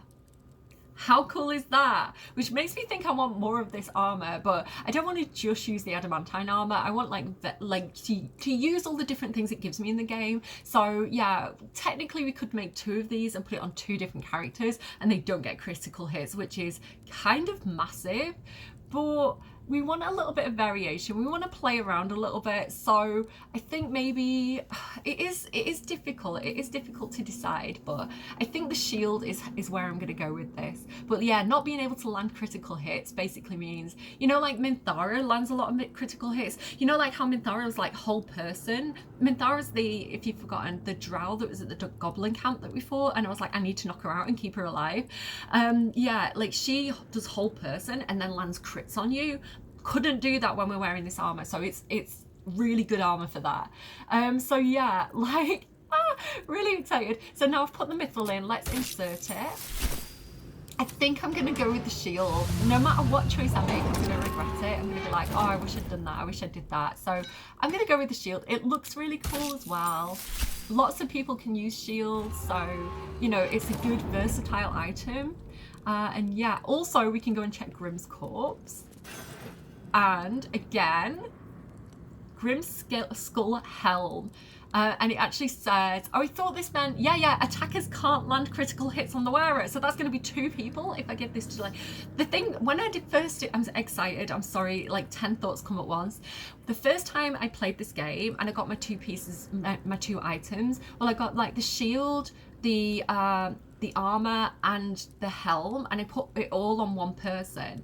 And that's a mistake, because if I divide it up between different people, then like that's 2 people who can't have critical hits. If I had like another adamantine piece of armor, that's 3 people that can't be critical hit, which is kind of massive. So that's at least 2 people.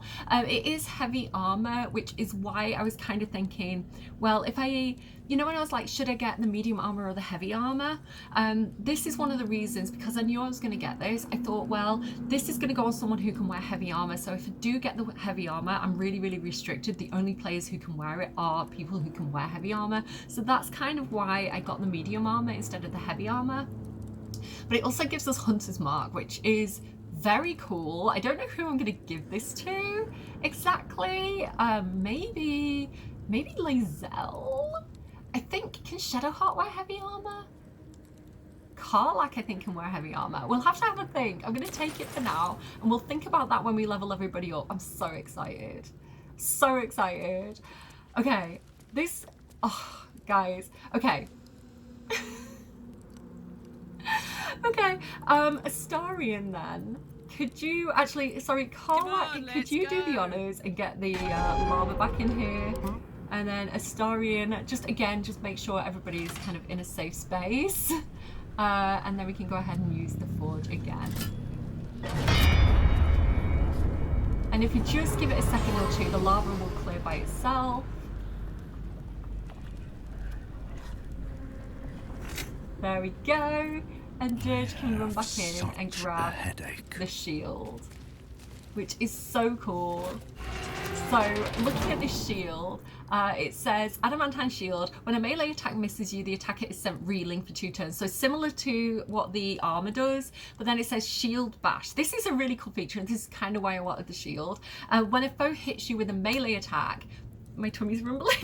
When a foe hits you with a melee attack, you can use your reaction to knock it prone, unless they've succeeded a dexterity saving throw. And attackers can't land critical hits on the wearer. I didn't realize that was on the shield, so it makes me so happy to see that, because that was like my thing of like, should I make armor or should I make the shield? So that's 3 people who can't be crit hit. If I put these 3 items on people, that is massive. That is so worth coming to the Grimforge. So again, don't miss places. You know, if you're going through like the Githyanki Crash and the Mountain Pass, don't forget to come by and swing by the Grimforge and the Adamantine Forge, because you don't want to miss these items. They're some of the coolest items in the game. And I love that as well. So that's a reaction. If someone hits you in a melee attack, you can poof, hit them back and knock them prone. So cool. Oh my goodness. So I have got choices to make here. I'm so excited to make them. Yeah, amazing job. High fives, everybody. High fives, team. Like, thank you for that guidance. It really, really did help me. Yeah, regroup. And then what we can do as well is we can just go ahead and go back up. There's a button on the wall here. I don't think there's anything else. Did I get all these? I'm not even sure if I got all these like magma methods. Anything of use? Yeah, I'm not sure if there's like anywhere else to kind of like jump down and explore here. I think it's all back up top. Yeah, I think I got them all. Yeah, there's like one more that I'm missing. I don't know. I can't count. But yeah, we're gonna head back up. So there's this button here that we can come and press. Let's see. The platform control. And that is gonna like lift up the entire thing back up to the top. So yeah, such a cool... Oh wait, guys! Wait, no, don't go without me! Misty step, Misty step! Misty step up, Dirge. They're all trying to climb down because I'm down at the bottom. Oh dear, that was too funny. Okay, I'm sorry, Grim. You were a good boy. You were just doing the job that you'd been designed to do. So I'm sorry. We took his entire head off. Like, we took his head. I wish we could take his arm as well. That'd be cool. Like a big arm weapon. I'm sorry, you were a good boy, you did a good job, and to be honest, we're kind of leaving the forge vulnerable now. Oh, everybody's not grouped anymore. Come over here. Okay, we've got something else to do. This episode's so much fun for me. I'm going to just take a quick break, and yeah, then we'll continue. Okay, we still have so much to do in this episode. It's crazy because my recording time is approaching 2 hours and I feel like it's been 5 minutes, and this is the joy of this game. It's so immersive. Like I am happy to waste my time and my precious time in my life on this game because it brings me so much joy and so much fulfillment. It's honestly such an amazing game, and so like I am gonna continue because we are not done.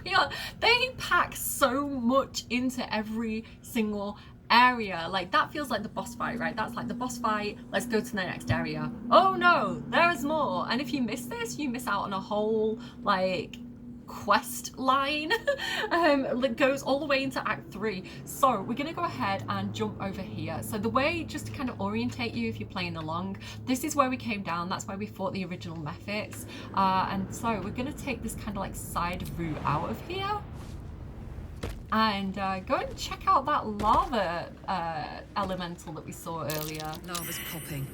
Lethal stuff. Okay, so yeah, let's who do we think should go through the popping lethal lava? Because I don't think we should send everybody, and also there's a lava elemental to possibly contend with.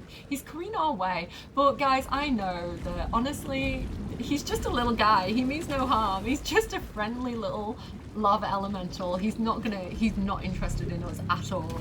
So in my experience, having said that, watch it go like horribly wrong on camera, I'm gonna send Karlach in because it, like, again, I don't know if this is true or not, but again, if you think back all the way to Joaquin's Rest, even though she has fire resistance, I feel like if I give her an elixir of fire resistance, I feel like it gives me double fire resistance. I don't know if that's true, but it's the way it feels. So I'm gonna do that for Karlach.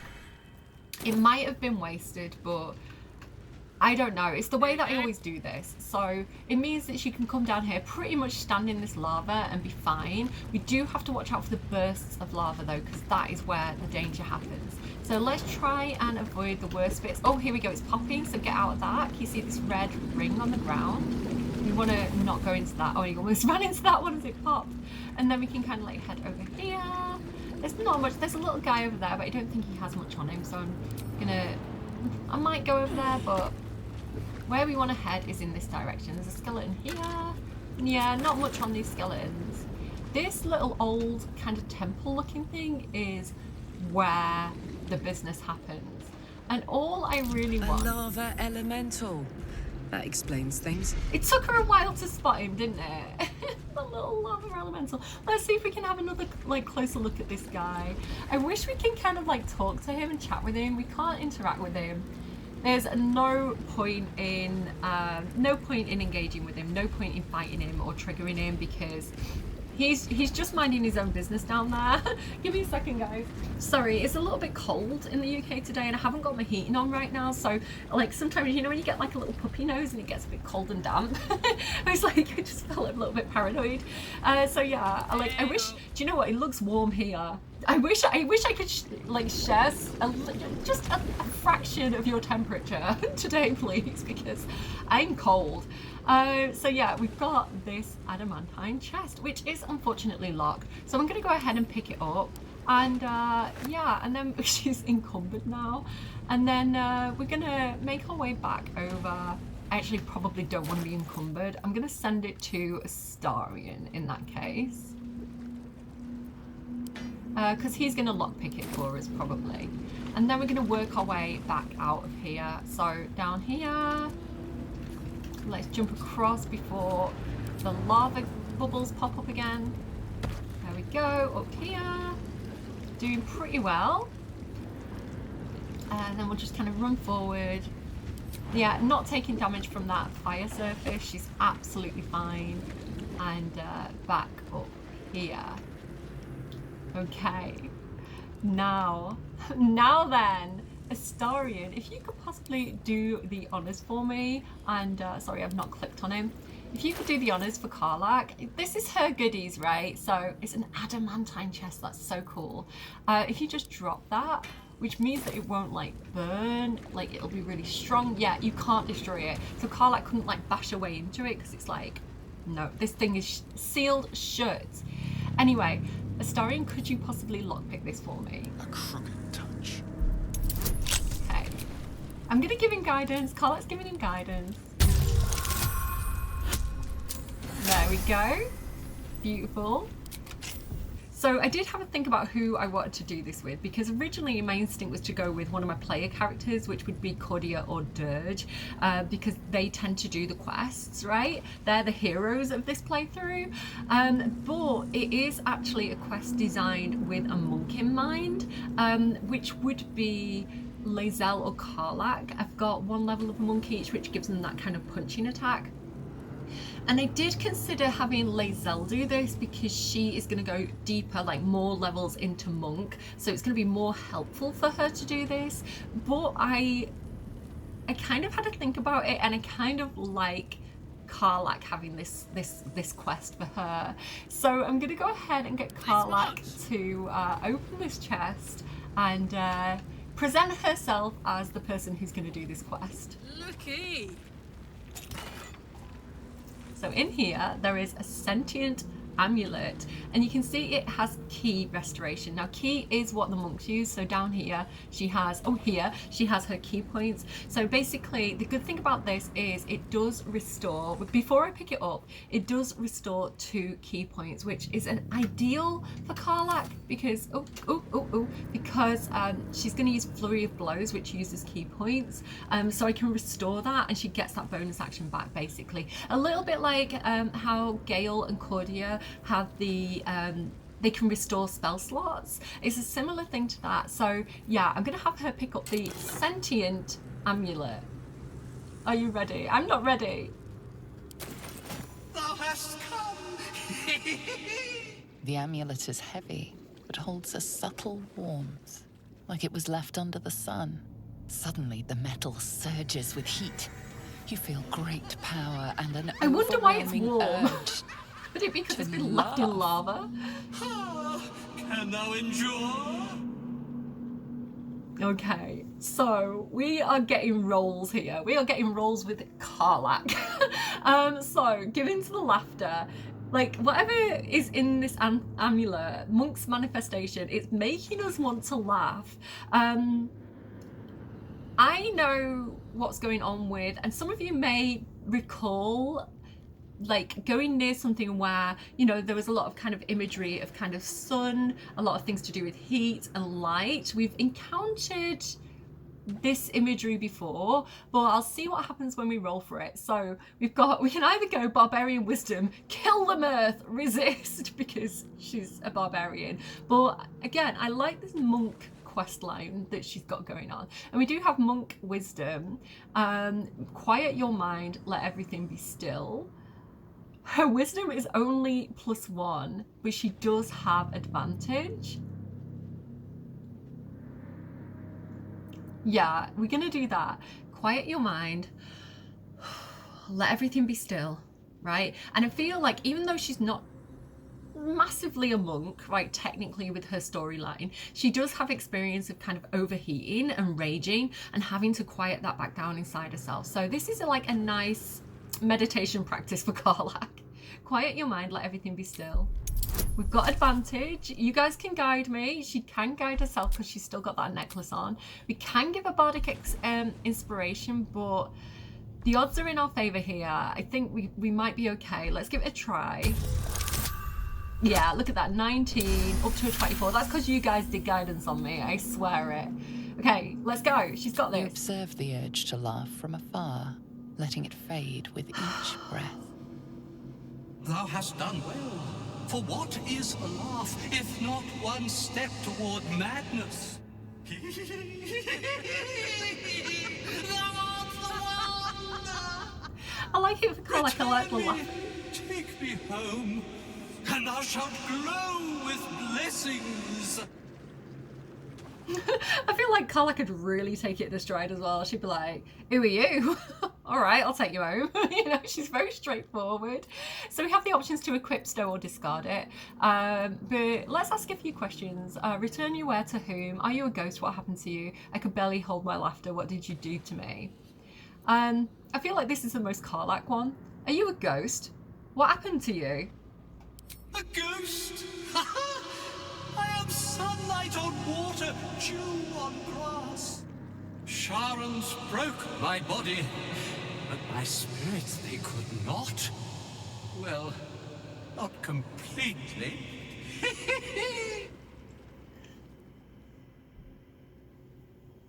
Thou shalt return me home. It is written. Okay. It's okay, puppy. It's only me. Next to his dog. So we've got some extra options. We can return you where to whom, but we can investigate the amulet or focus on the entity. What are its intentions? It's worth a try. We might fail. Do I want to use the bardic inspiration? Yeah, let's look at the little guy in the background. He's so cute. Yeah, let's use bardic inspiration. We might as well. Let's go for it. Come on, Astarion. You guys guide me too. Oh, it's a good thing I went for the bardic inspiration because we would have failed that otherwise. Beneath the rampant joy, you sense the monk's fear and sincerity. He doesn't wish to harm you, but that doesn't mean he won't. I mean, good for him, right? Like, that's fair. Like, I don't want to harm you, but if I have to, I will. Like, that's fair, you know, in these trying times of Baldur's Gate. Examine the amulet. Hopefully we've still got... Oh, yeah, do you know what? Like, let's do it. We're getting near the end of what I want to do here, so... I don't think she did it. We got a 4. That's because I didn't ask you guys to guide me. I'm not using inspiration. She doesn't know what she's looking at. It's Karlach. Lines and arcs are etched into the metal, but you see no pattern in them. Turn it that way? Have you seen how stiff the chain looks? Like, okay, between you and me, that's Lathander, right? That looks like Lathander to me, the god of the light, the god of the sun, the guy whose temple we went to when we were like running around with the Githyankies. Okay, let's ask the question. Return you where to whom? To thy granddaughter, Shira Clarwin. Serves Ilmater, she does. She waits in Worm's Crossing. Take me there, and thou shalt bathe in her golden gifts. Oh, thou shalt be blessed indeed. All right, mate. Not got anything better to do. Not got a will to save or anything like that. Sure, if I get the opportunity, I'll take you to your granddaughter at Worm's Crossing. I think she would like the idea of bringing family back together again as well. Like, she is quite a kind person, Karlach. I think she'd be like, yeah, I'll do you that favour if I can. No promises. I shall walk with thee. I shall grant you my power.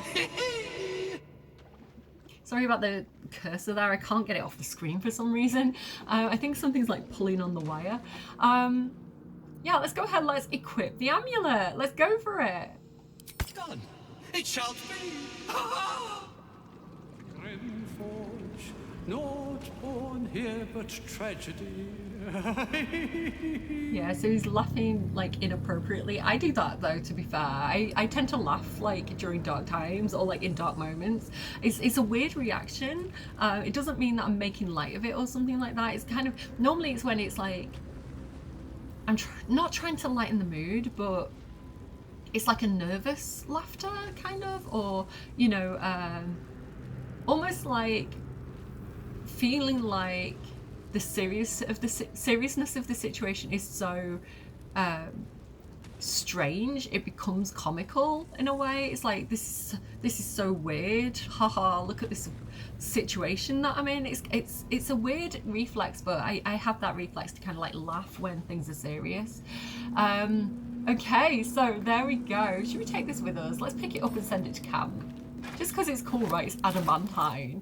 Yeah, send to camp. We still haven't used the little kobolds yet. I wonder when we can like kind of get them out. That'll be fun.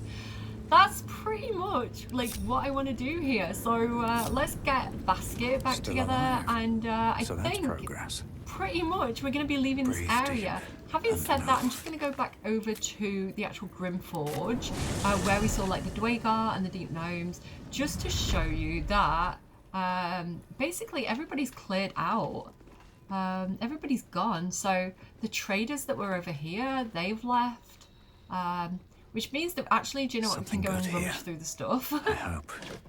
Yeah, we'll take it. So the stuff that we couldn't get before, we can come back and kind of steal now. So this is like greater potion of greater healing that we can take. So yeah, if you're like, I want to steal all that stuff, just wait until they leave, because you can just come in here and help yourself to everything at that point. Yeah, there's no point kind of like getting in trouble with the deep gnomes over stuff that you can steal for free later, if you see what I mean. Let's go down this way. I think there might be something in here. Yeah, another potion of healing in here. We might as well go and poke around a little bit, hey guys. I really love this kind of like the Sharon style. It doesn't look very comfortable, but it's so cool looking. Okay, I don't know why the camera's moving so slowly right now. Still in control. What's here? Basket's still invisible. He took a few hits today. He's feeling a bit like insecure, a bit shy. So yeah, this is the main area where we fought everybody. They've left the bodies of the people they didn't like behind. But what's interesting is do you remember the guys that we like poisoned because they were kind of rude? They did take their bodies, so they were kind of friends. And I feel actually a little bit bad about killing them. Because the guys that we poisoned who were being mean to the gnome and like he was serving them drinks, I feel a little bit bad because he was friends with the guy that we kind of allied with. So maybe we could have resolved that a bit more peacefully than what we did, basically. Astarion, could you lockpick this, please? It's weird that they'd leave all this stuff behind though. Maybe it's just like they had too much to carry and we made them leave the slaves as well. So like, you know, maybe they just had to leave some stuff behind. Is that blood? No. Ooh, what's this? Never Deed mind. of ownership. Ooh. Ooh, is this going to be what I think it is? Wilhelmw! Wilhelmw, he's the gnome that's friends with the other gnome, and we're looking for him. He's the one who knows the rune powder. I don't think I've ever read this before. He knows the rune powder. He went to Moonrise Towers. We're looking for him. Let him be known from the... Wait, hang on. How does he talk? I can't get Wilhelmw's voice.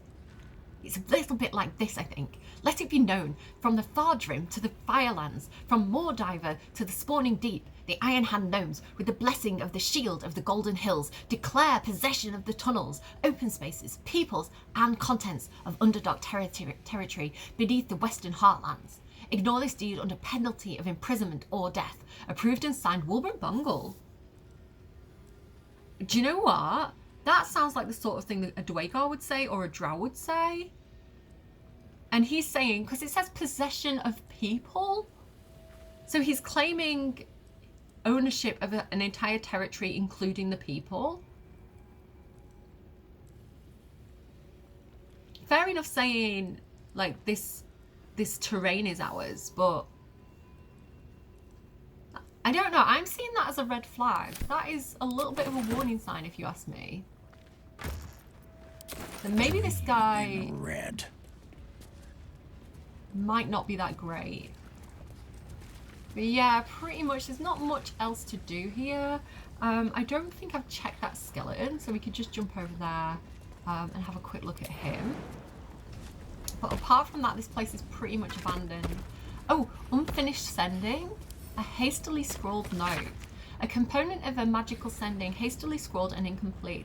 Sealed the lower temple. Grimforge taken by unknown force. Many soldiers, one face, infernal. Their leader? The note cuts off abruptly, ink slashed through with blood?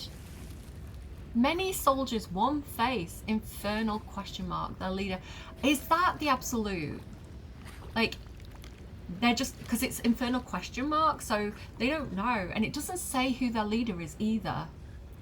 Oh my goodness, I wish I could speak with the dead on him. Having said that, now this isn't in my notes, but can I speak with the dead on any of these guys? 2 damage. This guy maybe. The corpse has nothing to say. Okay, do any of them have anything to say? Sergeant Thring can't be spoken to. I mean, we're cutting his head off, so I don't know how he would talk if he could talk. It doesn't look like any of these are like able to be spoken to. That's a shame. What about the deep gnomes? Oh, I can't believe I didn't think of that earlier. You know, the deep gnomes that were getting kicked into the water, did they have anything to say?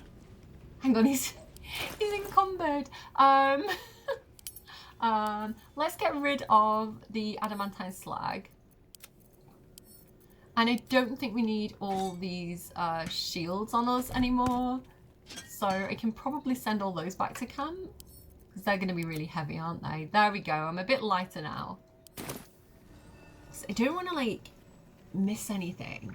I think they would have highlighted, because I think Cordia used Speak with the Dead on those drow. But was that a different... Did she long rest? Yeah, no. None of them are highlighting. We can't use Speak with the Dead on any of them. Oh, I thought they might have a little bit more to say. I don't think I've ever thought of doing it on them before.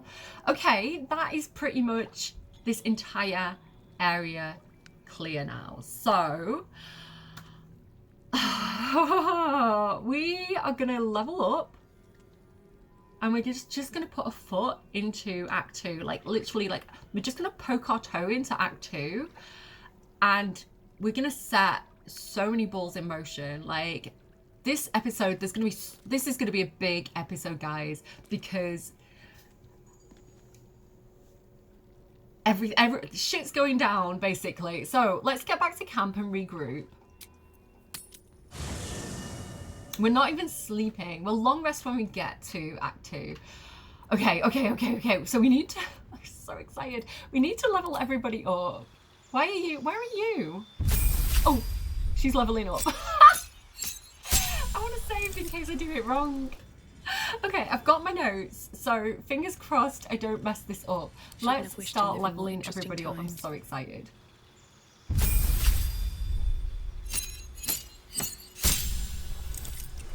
Okay, so we are going Sorcerer, and I'm gonna get, what do we get from that? Hang on, we get more sorcery points, love that.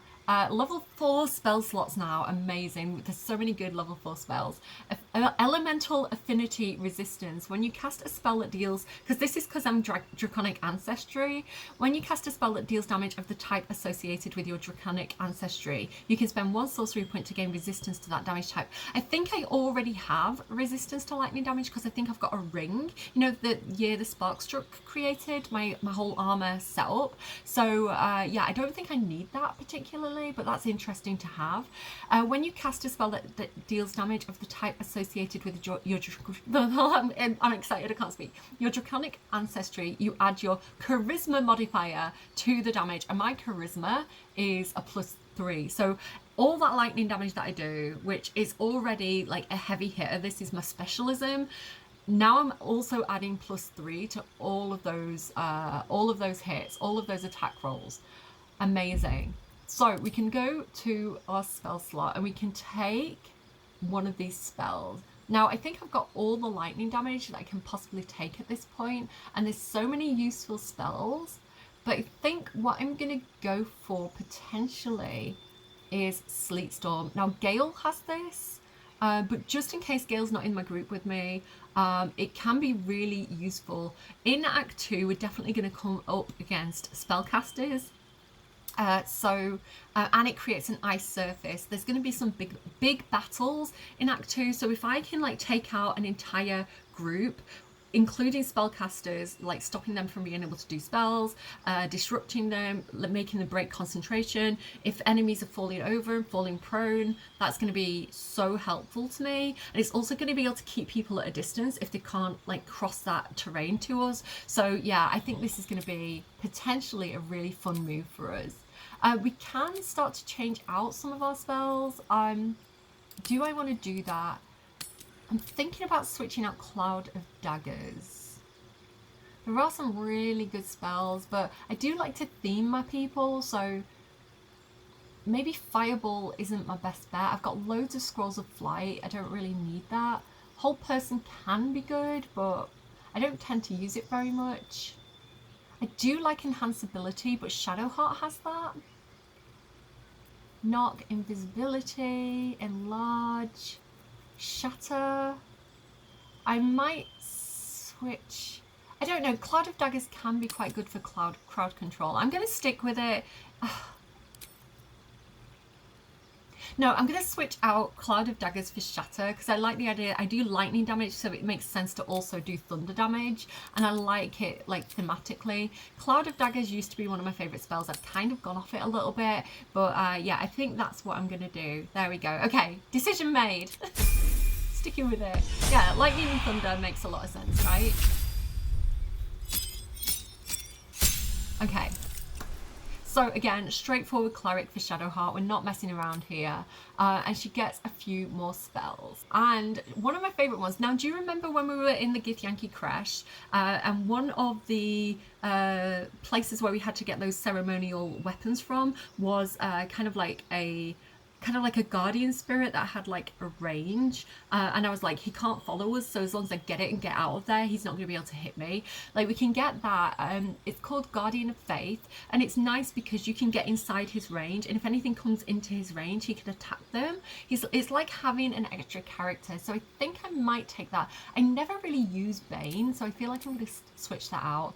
And you know what, this is a level 2 spell, but I miss Magic Weapon.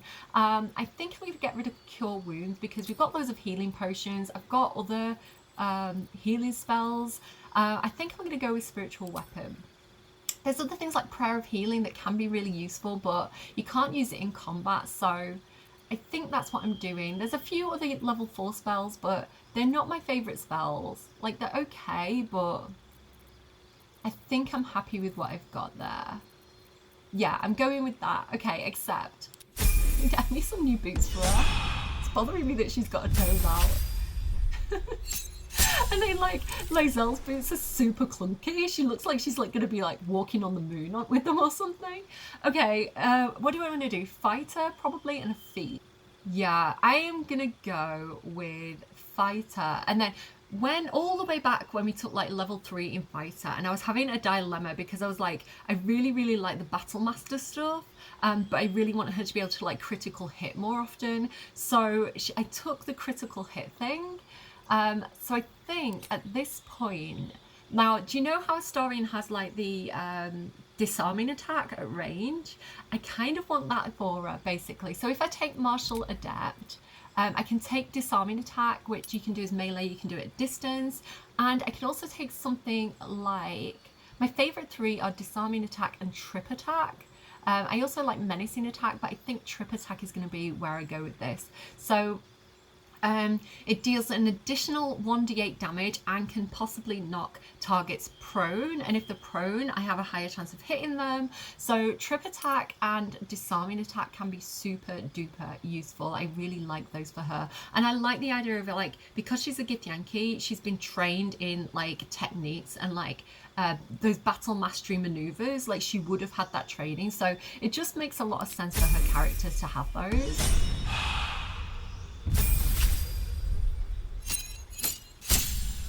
Okay, Will, do I want to keep going as Paladin? I think I do. I kind of, it's his strength, that's the problem. See, originally what I was going to do was have him take a feat and have him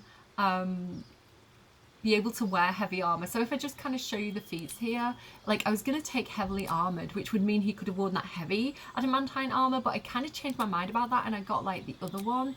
So I think what you want to take is dual wielder for him, because this means I can then pass over I think I can then have him have something like Falar Alluve and the stick, the strength stick that Astarion's been carrying, which frees up Astarion for some other weapons that we'll get later on.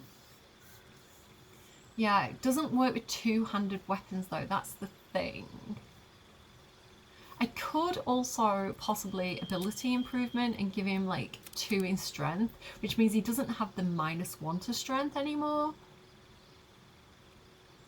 I think, I may have to respec him at some point, but I think I'm going to go with dual wielder.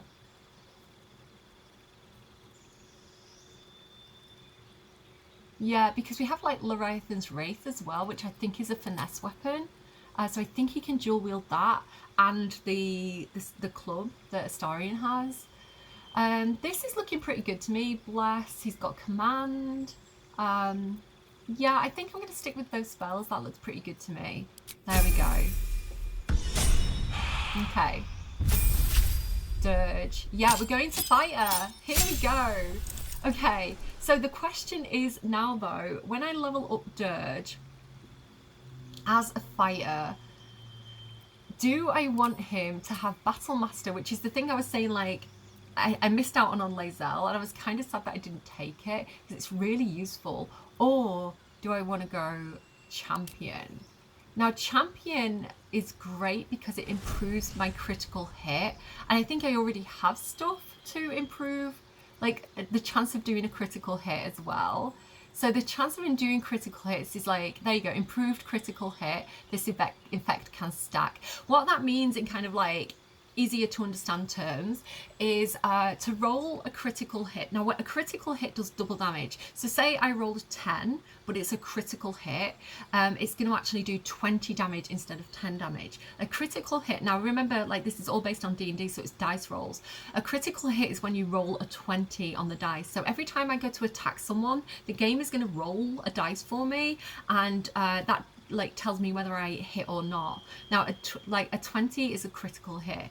These things that reduce the number you need to roll a critical hit means that I can do like a 19 or a 20. Or if I get another one, it means I can roll 18, 19 or 20 and do a critical hit. And remember, that means double damage. So if I'm dealing a lot of damage at higher levels, say I'm dealing 50 damage and I crit at rolling an 18 on the dice, that means I'm doing 100 damage. So a little bit confusing if you're not familiar with like D&D rules and the dice rolls and that kind of thing, but trust me, this can be really, really good. My thought is, I do know kind of what's in store for Dirge, and being able to disarm people could be extremely useful. My notes as well, my notes say Dirge, fighter, champ, question mark, question mark, question mark. I hadn't made my mind up on this previously. The thing is though, like we saw with Lae'zel, I can still take the Battle Master feat and still get disarming attack later, and trip attack as well, which are my favorite ones. I think that's the best way to do it. I think taking that improved critical hit is going to be a big win, and then taking a feat to get Battle Master and my two favorite attacks is going to pay off in the long run. Yeah, I'm going to do that. Okay, decision made. Karlach. Okay. Do I want to level her up as Barbarian? Probably not. I think I probably just want to keep going with Fighter. Yeah, look at that, because if I level her up to level 5, she gets the extra attack. So this is what Lae'zel can do, where she, instead of attacking once, she gets to attack twice every single turn. So it's not just like Action Surge, where I only get one Action Surge per short rest, and it's only one turn where I get to do 2 attacks, or like taking a Potion of Speed, which gives me 2 attacks for 3 turns. This is permanent. This is every time she attacks, she gets 2 attacks, just like Lae'zel already does, because she's a bit higher on the fighter thing. So yeah, absolutely, that is going to be incredible, because she again is like a really heavy hitter. So amazing. Like, Lae'zel and Karlach turn into such amazing fighters as you start to level them up. And I know typically Karlach is a barbarian. I don't love to play with barbarians. Monks as well. I feel like barbarians and monks I need to lean into a little bit more and kind of have a bit more play with. But yeah, it's what I'm doing with her. It's how I like to play her, and it's how I'm used to playing her. So trust me guys, like she'll turn out solid as we play. Okay. Of course, Gale is going to continue to be a wizard. Look at his blonde moustache. I don't know what it is with the lighting in here that makes him look like his moustache is blonde, but it's funny. Let's go to spells. Oh, there's so many good spells. We have to take Ice Storm. So he's getting like level 4 spells now, really good ones. We have to take Ice Storm because he does cold damage. So again, when he deals cold damage, sometimes we can double that. And he's got stuff that stacks with that. So if we're dealing 40 damage, like that could potentially be huge. Yes, take that. He's ice and fire themed, so I think possibly we might take Wall of Fire. I think that's going to be a really useful one to have, but it's such a hard choice here because you've got things like Blight, 8 to 64 damage, which is going to come in really, really useful when we go into the Shadow Curse lands. The Minor Elemental that you saw me doing with Dirge with the ice methods. There's things as well like Fire Shield, which can do 1d8 or 1d8 fire or cold damage. So it's such a hard choice. Greater invisibility, like all these spells are so good. What I might do actually, let me just jump out of this for a second. If I have a look at what scrolls Gale has, because he can learn from scrolls as well. Level 6 wizard, that's mad. Okay, so if I look at his scrolls, what does he actually have here? Because I can just go ahead and like learn from the scrolls. Do I have any of those things? Like, do I have Blight? Do I have Fire Shield? I can also get them from vendors, you know? It doesn't look like I've got any of the ones that I've got my eye on, unfortunately. Fire Shield. Right, okay, he can just learn Fire Shield as soon as I level him up, so I don't need to take that one. Is that Blight? Oh my god, perfect. There's Blight and Fire Shield. Okay, let me pull those out. Oh my goodness. Oh my goodness. Is that Wall of Fire? No, it's Glyph of Warding. Do I have Wall of Fire? Because that would be incredible.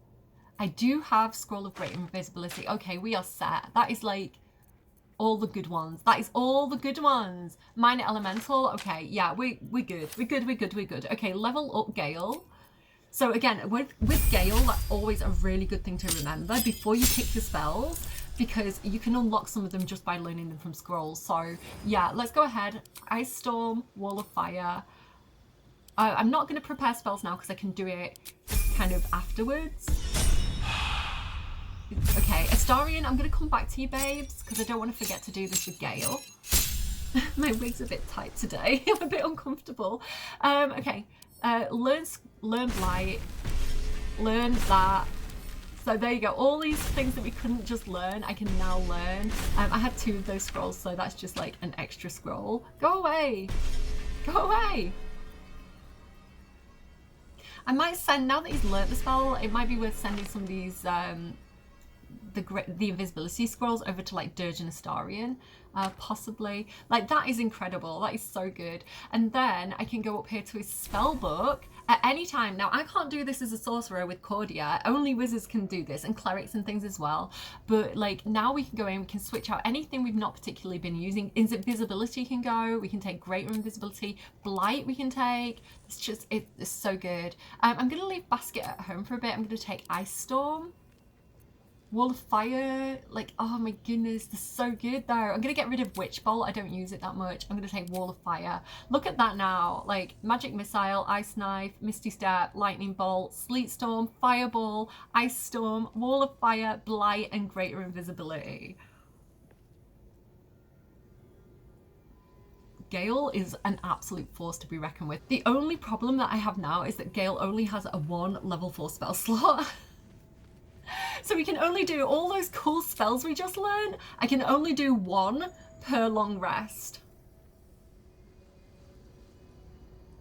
which is not ideal.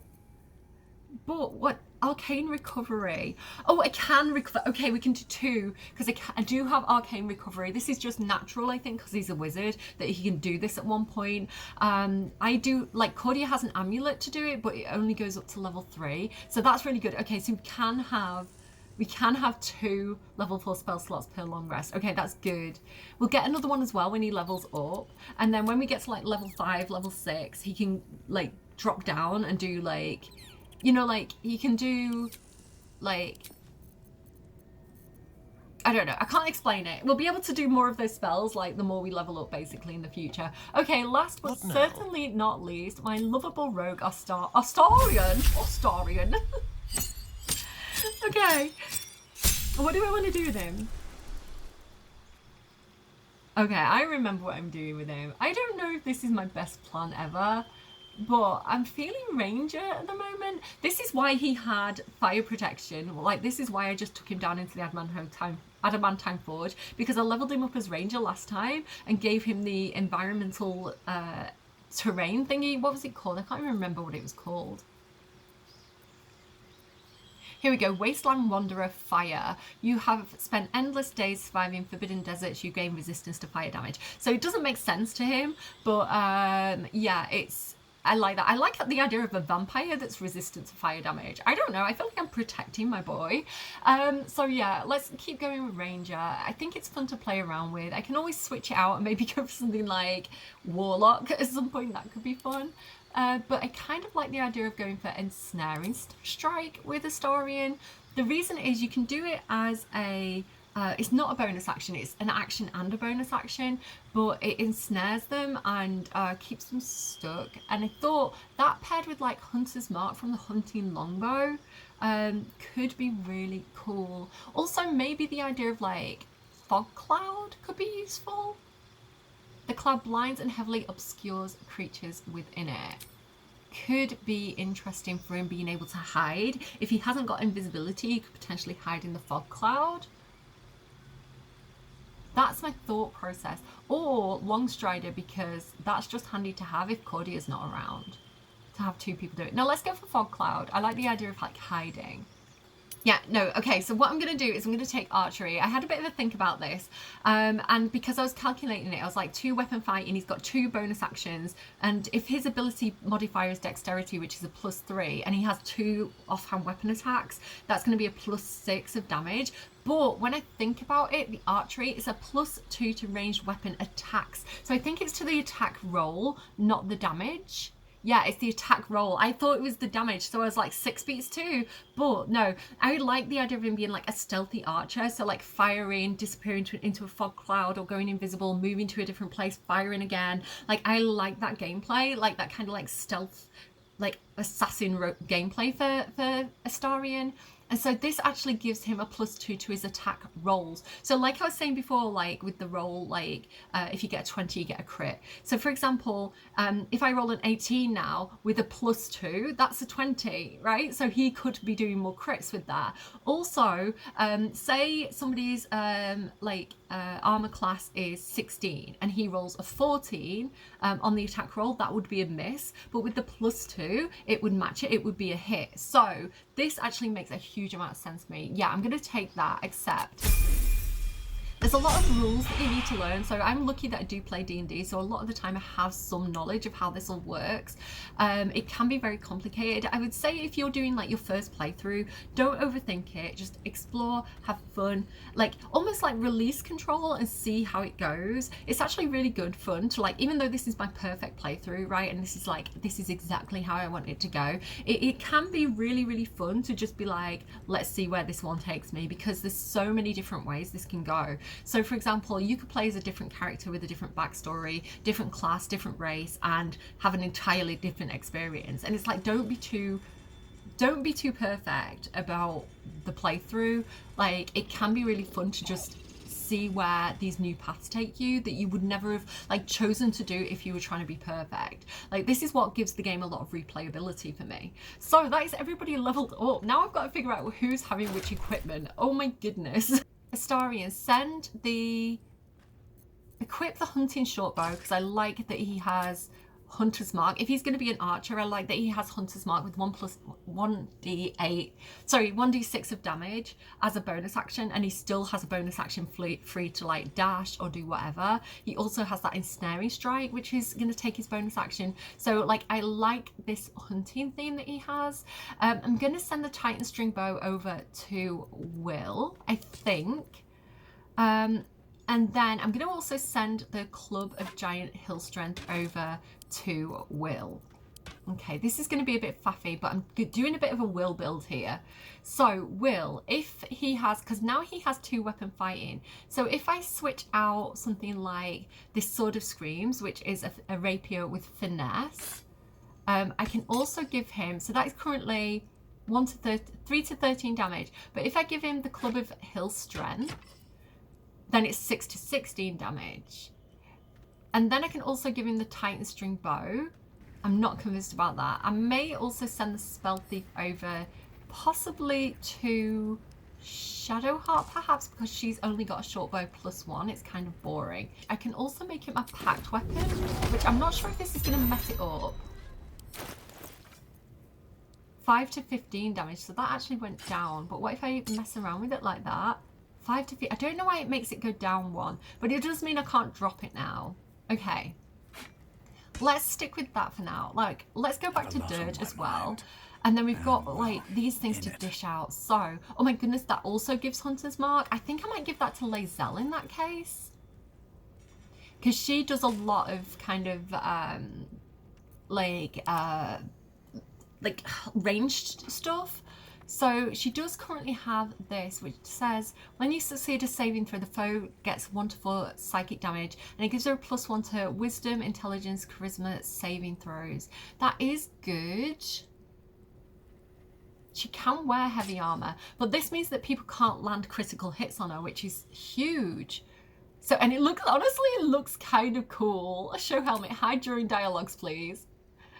I kind of like it. She looks kind of badass with those boots and that hat. Okay, yeah, let's leave that on her. And then we've got so many choices. So the Adamantine scale mail, I also want to send to Will. Defender of the people. So this is pretty much Will's fit for a while. Sorry. Like, put that on him as well. Instead of, like, that is like a modded item. It's not that great. So, hang on, wait. Look at Will now. Look at Will's fit. I might change the colour of this at some point. But that is pretty cool. Like, maybe we'll make it like red and white or something. Yeah, for the next episode, I'll give everybody like a bit of a makeover. I don't want to spend too much time on this because I do want to wrap up the episode. We've also got the Adamantine shield. So, like, oh, the reason, by the way, I gave everybody the bludgeoning damage was like, if like Grim, the protector of the forge, came into range, they could have like hit them and done bludgeoning damage that way without necessarily needing the hammer as a kind of plan B, because sometimes like he'll not go on the hammer and then it can get into like a bit of a cat and mouse chase of trying to get him back into position. So yeah, that was kind of my backup plan. So yeah, so who wants this Adamantine shield? It's a shame that Karlach can't hold it. Maybe in the future, if she gets a different weapon that she can, that's not two-handed, like it'd be really cool to give it to her.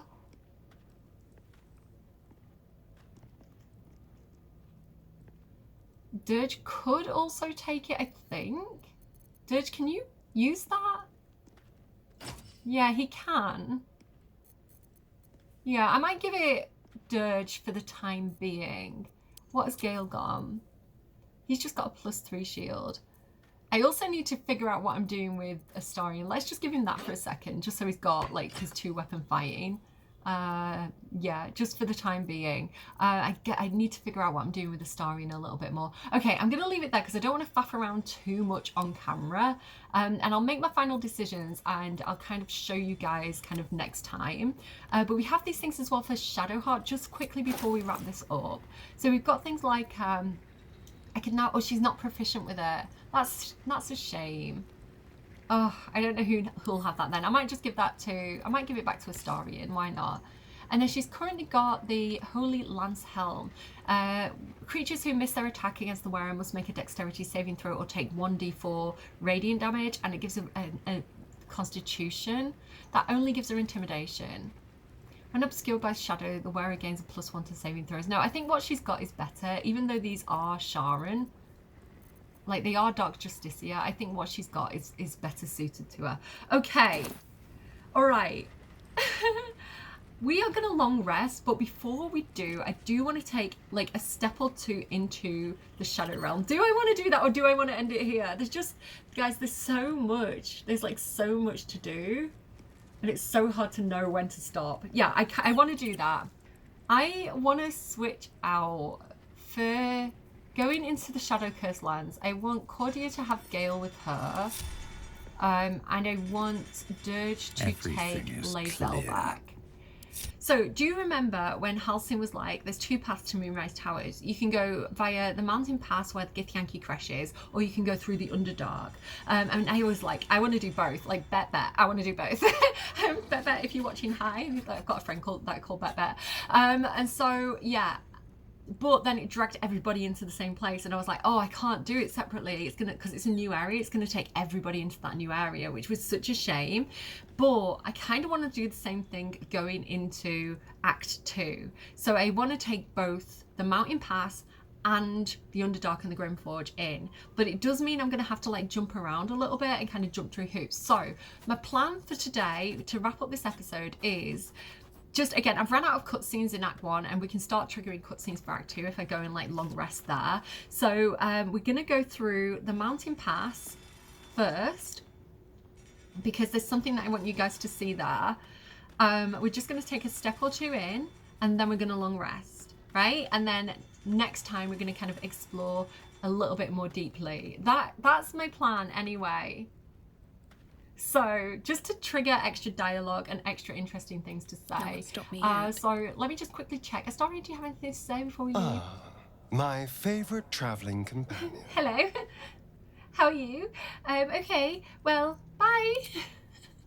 Okay, so I haven't properly practiced this though. I messed around a little bit last night, but I don't have notes, so I'm going off notes, which makes me really nervous for my perfect playthrough.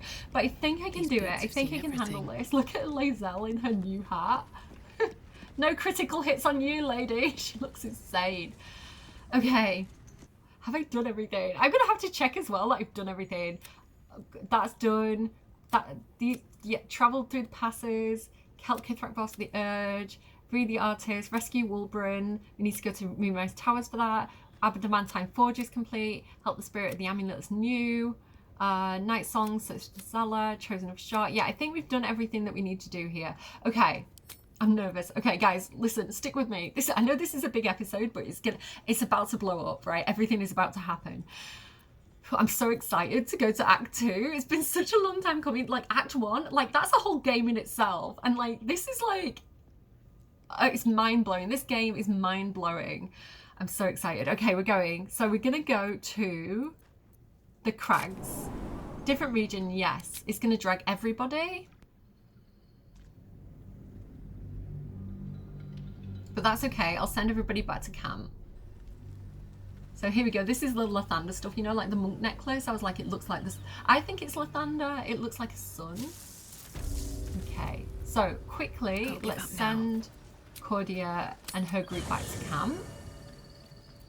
Oh, it's so nostalgic being back in the Githyanki camp. Okay, Dirge. Do you remember as well where we found the night orchid for Shadowheart here, and it wouldn't let us give it to her? Okay, look at these guys just like moving in. Do you remember killing these, like the death shepherds and things, and the zombies, the ghouls? This lady's still here. We can go and check in with her as well. Something's on my mind. And just Thank you so much. Ew, the shadow Do be back. sure to pop into the lodge should you ever visit Baldur's Gate. Oh, I was hoping that because my graphics driver had updated, that would have gone. Let's just see if she's got anything to trade. So. When adventure calls, I am always thoroughly prepared. Take a look. Okay, thank you. Okay, is there anything else I want to grab off her? Potion of Speed, yeah, we'll take it. I don't know whether I should get the owlbear egg back or not. I don't know. I can't find decent advice online about that. I really like that die as well. Okay, cool. Balance offer, barter, we'll take it. Thanks, Lady Esther. Now, I believe you have places. Lady Esther is someone in Dragon Age. I'm sure I was Googling one of the Dragon Age actors and it was Lady fecking Esther. It's like the main voice. It's like my voice, my character's voice in Dragon Age is Lady Esther. I'm sure that was, I need to fact check that. I'll put it up on screen if it's true. But yeah, I was like, no way is that Lady Esther. I can't remember it. I can't remember exactly who it was because I've been looking up lots of voice actors. I may have got two people confused, but oh look, I can thingy this person. Dead Zealot of the Absolute. We are trying to get to Moonrise Towers. It's a good idea to talk to this person. The corpse regards you lifelessly. Where did these undead come from? I summoned them. Mistakes were made. Fight against Githyanki. Attack to buy time. Aww. For the others to escape with Ravengard. Ravengard is Will's dad. Where is Duke Ravengard now? The corpse remains silent. It does not know. What were you doing with Ravengard? General Thorm's orders to bring him to the Absolute. General Thorm? Do you remember in the Githyanki, in the where we just were in the Grimforge? It was built by a guy called Ketheric Thorm. So this could be like, who is General Thorm? Who is General Thorm? Leader of true souls. Same guy or Chosen descendant? Of the Absolute. We need a first name, sir. I'm so glad that we came this way and talked to this guy. Like, we would have totally missed this. What does the Absolute want with Duke Ravengard? The corpse remains silent. It does not know. Oh my god, we've got more. Like, you normally get 5. I feel like this is more than 5. And let's ask him who he is. It might come up again later. And who are you? The Githya attacked them because they were clearly up to no good. Who are you? Samuel Staxford. Devoted servant of the Absolute. The spell's power wanes. You can ask no more questions. The thing with the Absolute is that, like, he seemed like a really decent guy. He basically stood ground so the others could get away.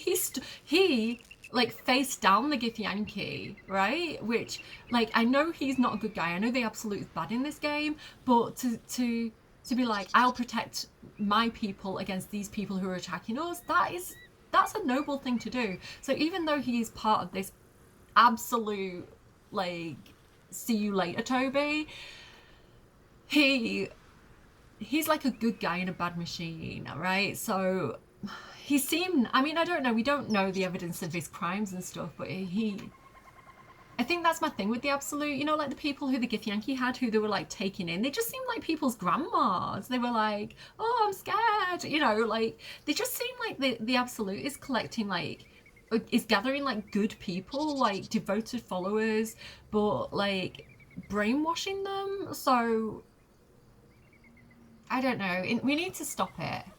This is where Dirge got his like squirrels from, you know, like his pet squirrel. His dead squirrel in his inventory, so that's a nice memory for him.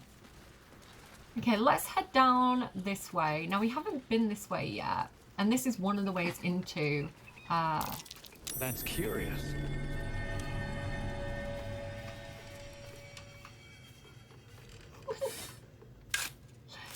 No chatting, guys. They normally have a little chat around here. Maybe if I put my headphones in. I'm sorry if I like spoke over them chatting. I'll like, if I can find it, I'll try and put it back in here.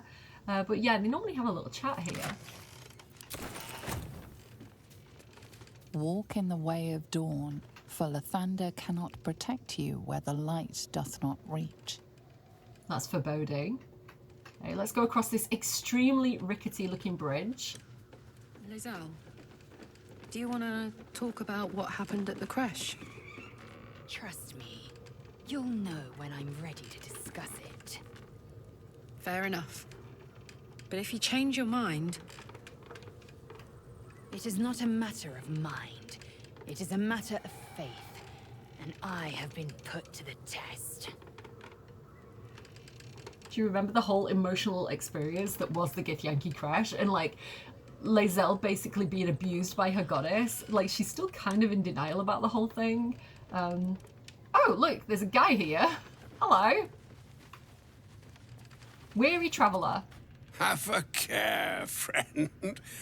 I am but a weary traveller, footsore and short of breath. I'll spare you my puffing and keep my counsel for now. Very well. Okay. And nice to meet you, sir. If you do need somewhere safe to sleep, we do have a camp. No, he's minding his own business.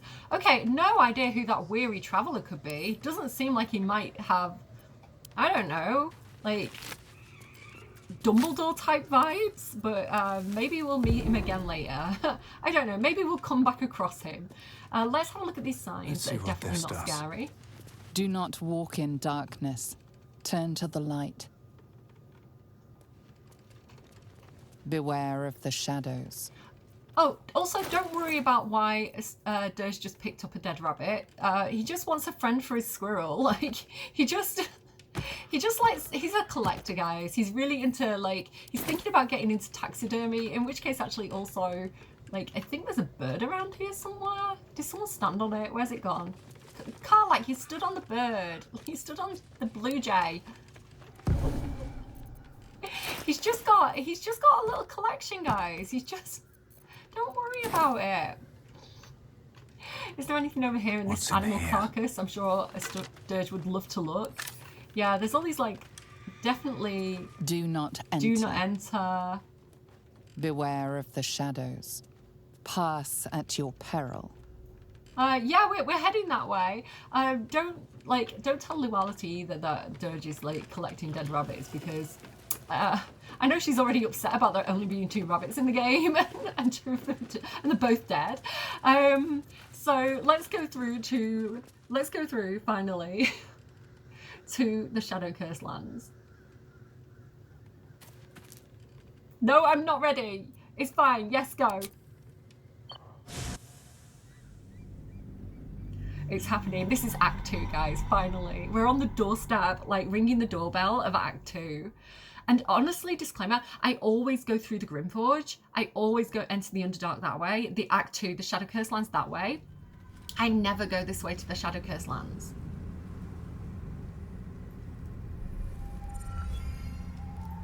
The first time I did it was last night, just to see if I could kind of like juggle both entrances. This is no typical gloom. Need to stay alert.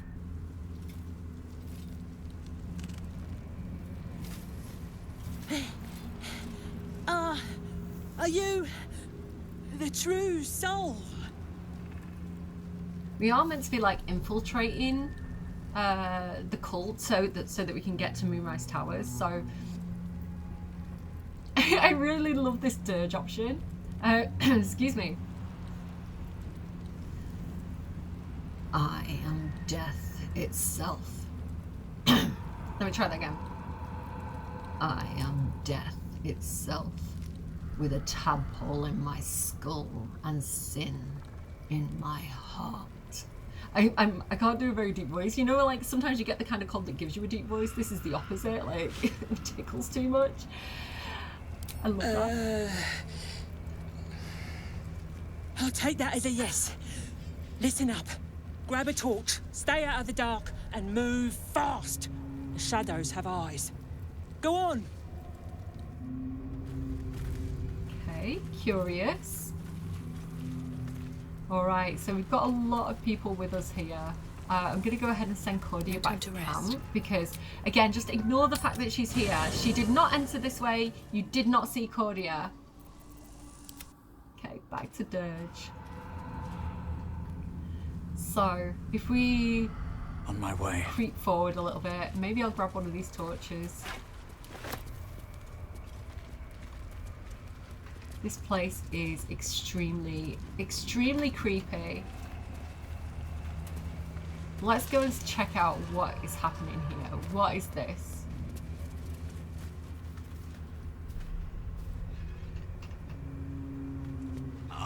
Your ally is falling to the curse. Help them.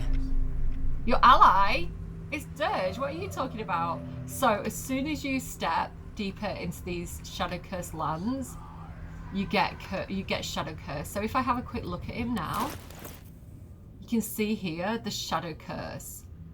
Without a light source, you will take necrotic damage every turn. This damage doubles each turn you are affected by the shadow curse. So we should have lit that torch, basically. Basically, as soon as you are out of the light, the shadow curse gets you. If you light a light, there we go. Can you see? I'm like back into safety now. It's a little bit lighter out here. The shadow curse is like necrotic damage. It's like a cloud of dense necrotic fog, and it will kill you. And it feels very Sharan. Like the goddess Shar created the Shadowlands, the Shadow Realm. She created shadow magic, which is the opposite of Mystra's kind of weave magic. And so yeah, this has Shar all over it. Which, you know what, the signs have been pointing us this way. Let's exit turn-based mode. I think we're okay now. But what I'm going to do is we're going to set up camp here. And yeah, we'll kind of have a conversation with everybody. And yeah, that's going to be it for this episode. But hold on, because shit's about to get crazy. All right, so first things first, I think we should have a chat with everybody about what just happened and where we are. So, Lae'zel. I sought to reach a Githyanki creche and be rid of these tadpoles. Now we stalk forgotten lands haunted by darkness. I'm sorry that the creche didn't work out for you. Yeah, I don't want to ask those other questions. We'll leave it there. I like seeing their opinion and the reaction to everything, though. Astarion, how are you holding up? Something's on my mind. I feel like he'd like Shadowy Lands. It feels like we're being watched. Hunted, even. But there's nothing out there. Only more darkness. I much prefer it when I'm the one prowling in the shadows. About to strike. Sorry, did you want something? Or just looking for a distraction? Oh, is he flirting with us? Yeah, so he's used to being the hunter in the darkness, so he doesn't like that feeling of being prey, but his instincts know those warning signs, which I think is beautifully written for Astarion. Let's finally ask these questions. It feels like the right time, just because of what I know is coming our way. What do you make of Raphael's deal? Raphael is the devil. He offered to help us. Do we want to make a deal with the devil? Let's see what Astarion thinks. I won't lie. It's tempting. If I keep the tadpole, I risk transforming into a grotesque monster. If I lose the tadpole, Cazador has control of me, body and soul, and I return to the shadows. It's grim either way. So why not sell what's left of my soul to a devil? Better he has it than Cazador. It's like a case of like better the devil you don't know, because he knows Cazador is awful, and we'll find out more about his story really soon. So again, just heads up, we're getting to know the characters better now, and their backstories are very dark, and you're going to be hearing about things like abuse, assault, so just be forewarned that if you're not in the right space for this story right now, that's okay. You don't have to continue watching. But for those of you who are like, I want to get to know these characters better and see what they've been through, it's happening now. Like, we've unlocked so much stuff just by stepping foot into Act 2. Okay,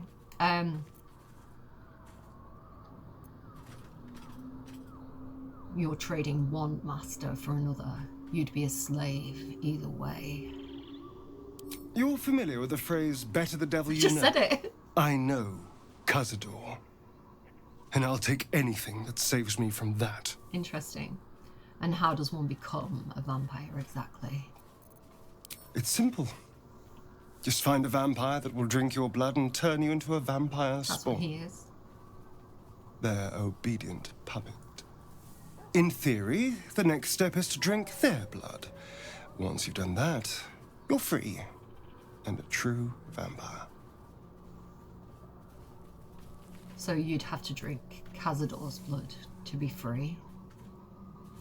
Free and a true vampire, capable of creating my own coven. Yes. Although, I'd settle for just killing the bastard. I wouldn't be a true vampire, but I'd be free of him. That's what Astarion wants more than anything else, is to be like, to be free and to feel safe. Like, that's his, like, motivating forces as far as I understand him. So he does crave power, but he craves power. I was talking about this with my kid this morning. She was trying to create up a new D&D character. I think actually she was going to play Baldur's Gate. She was like, I want a new dirge.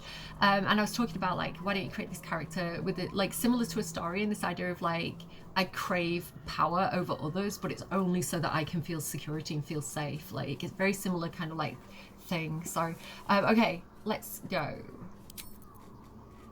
All right, it's getting a little bit serious now, guys.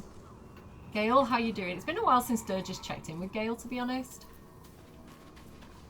I've never seen such a concentration of shadow magic. We must forge on, but carefully. It will corrupt any who lack the power to control it. Okay, we've got interesting options here. So because Dirge is a sorcerer, like, this is, like, canon. We kept that one level of sorcery that came with, like, when he's in the character creator. There's some good options, but I like this one. I recognize shadow magic when I see it. You needn't explain this to me. I feel like he would have dabbled, you know? Oh, of course. Oh, sometimes I forget who I'm traveling with. It takes some getting used to, walking amongst peers again. Whoever inflicted the shadows on this land was no ordinary spellcaster. And certainly had no fear of Mistra's punishment for doing so. Again, interesting options, and I haven't seen these until I, like, just did this last night, because I've not played. I haven't actually played this far with a dirge before. This is new to me now, guys. So I do little test runs, but I feel like I am slightly out of my comfort zone now. I'm like slightly in like a fish out of waters at this point. So some of this is as new to me as it is to some of you guys. We've got, judging by the extent of the corruption, Mistra's powerless here. Which again, like, Shah developed her own form of magic that's completely separate to the weave, which is where Mistra's power comes from. Shadow magic is a whole different thing, right? It's like oil and water, you know. Oil and water are completely different base substances, and it's the same with these two different types of magic. The sorcerer option is Mistra's loathing as such magic is well founded. It taints everything it touches. But being a very dark person, I think he is curious about it, Dirge. I feel like he has a lot of shadows within himself, and he's not averse to the idea of like utilizing this for himself. So he's gonna say, could you use this shadow magic? What an interesting question. Technically, of course I could dabble in such practices. Like, yeah. I've yet to find a form of magic I'm not a born natural in wielding. So funny. As for whether I should wield it, that would rather depend on the circumstances and how closely I felt Mistra was watching. Now, I think it's time we moved on to lighter subjects, before we too are lost to the darkness. Was there anything else? Yes, actually, I think it's time. We can ask this. It failed for me last night, but we can try it. Yeah, it kicks me out of that conversation. It didn't happen with him. Go ahead. I'm listening. So, I don't really want to talk about Karsus. Maybe, I don't know if we want that recap. It's kind of like lore and backstory. I might just ignore that. But I like this option. Actually, no, let's have that recap of Gale's relationship with Mistra, because it's been quite a while since he told us about this. So if you don't want to, just skip forward for a second. But it is relevant to kind of what we're going into. So I was wondering about that mighty lord you told me about in your story. Ah, yes. Karsus. Karsus was perhaps the most powerful wizard that ever lived. The child who would be a god, the elves called him. And he tried. With a spell of his own devising, he endeavored to usurp in one fell swoop the power of the goddess of magic. Mistril, she was called then. Imagine what it must have felt like to be a god, to know yourself, to be untouchable, to be mistaken. As Karsus aimed his spell at her, she began to unravel, and with her, the entire weave. Too late did he realize what he had unleashed. It would have been the end of everything had not Mistril sacrificed herself. The goddess of magic is all magic. By dying, the entire weave was lost, and the spell that challenged a god failed. It was the end of Mistral, the end of Karsus, and the end of an entire civilization. As the child who would be a god was turned to stone, his empire came crashing down around him. The floating cities of Netheril were no more. An event that came to be known as Karsus's folly. Okay, so two things to take from that are really, really important to Gale's story. One, Karsus, this great wizard, had too big an ego. He was too ambitious, and this is why he had Karsus's folly, because he basically could have destroyed everything. And the goddess of magic herself, who was then known as Mistral, had to sacrifice herself. This is the second thing. Mistral sacrificed herself in order to put an end to it. Those two things are going to be really important factors of Gale's continued story. I like this for Dirge. Nothing ever comes from mortals wanting to be gods. Loving them has its side effects as well. Now, so many centuries later, I try to follow in the footsteps of Karsus. Not to destroy Mystra, but to prove my love for her. I tried to control only a fraction of the magic that was unleashed that fateful day. I merely sought to return one tiny diamond to an imperfect crown. Gale's folly, one might call it. History, repetition. It's the way things go. Lesson learned there regarding ambition and ego, just saying. And now we get to ask, which is so topical to like this point in the story, which is why I've been saving it a little bit. We did ask it earlier with Cordia, but now to ask it again with Dirge. If you ever feel the Netherese magic overtaking you, what will you do? If it should ever come to that, if I ever know I am no longer able to stop it, I will do anything I can to ensure no one but me pays for my mistakes. I will find the remotest place on the surface of Faerun, or perhaps far below in the depths of the Underdark. I will await that death, alone. I promise I will not betray your trust. You kept me by your side despite the menace that I am. If worst comes to worst, I will be long gone before the curtain falls. He's so sweet. He's such a good guy, you know, like apart from his ego and his awkwardness, like he is a very, very sweet man, Gale.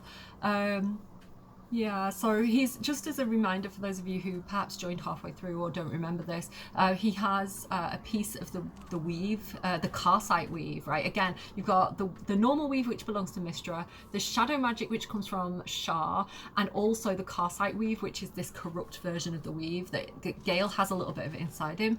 And like, he could go boom, basically. If like he doesn't have enough magic items, it could be really bad for everybody. So if he were to explode, like if he knew that it was coming to that, he would just go and find like a little quiet corner of the Underdark to kind of like not be a bother to anyone. He's so sweet. So all right, so remember these things, because they're all going to come back around. Like I'm showing you this now for a reason. Let's go and talk to Shadowheart. I suppose you've noticed I'm not terribly fond of wolves. They're ravenous predators with fangs like daggers. It's hardly an irrational fear to harbor. Don't be surprised if I'm reluctant to face any more. Everyone's got their own fears. I won't judge yours. You're unlike the Mother Superior, then. In either case, it's not something I want to dwell on just now. Again, because it's a useful recap. Night Orchids!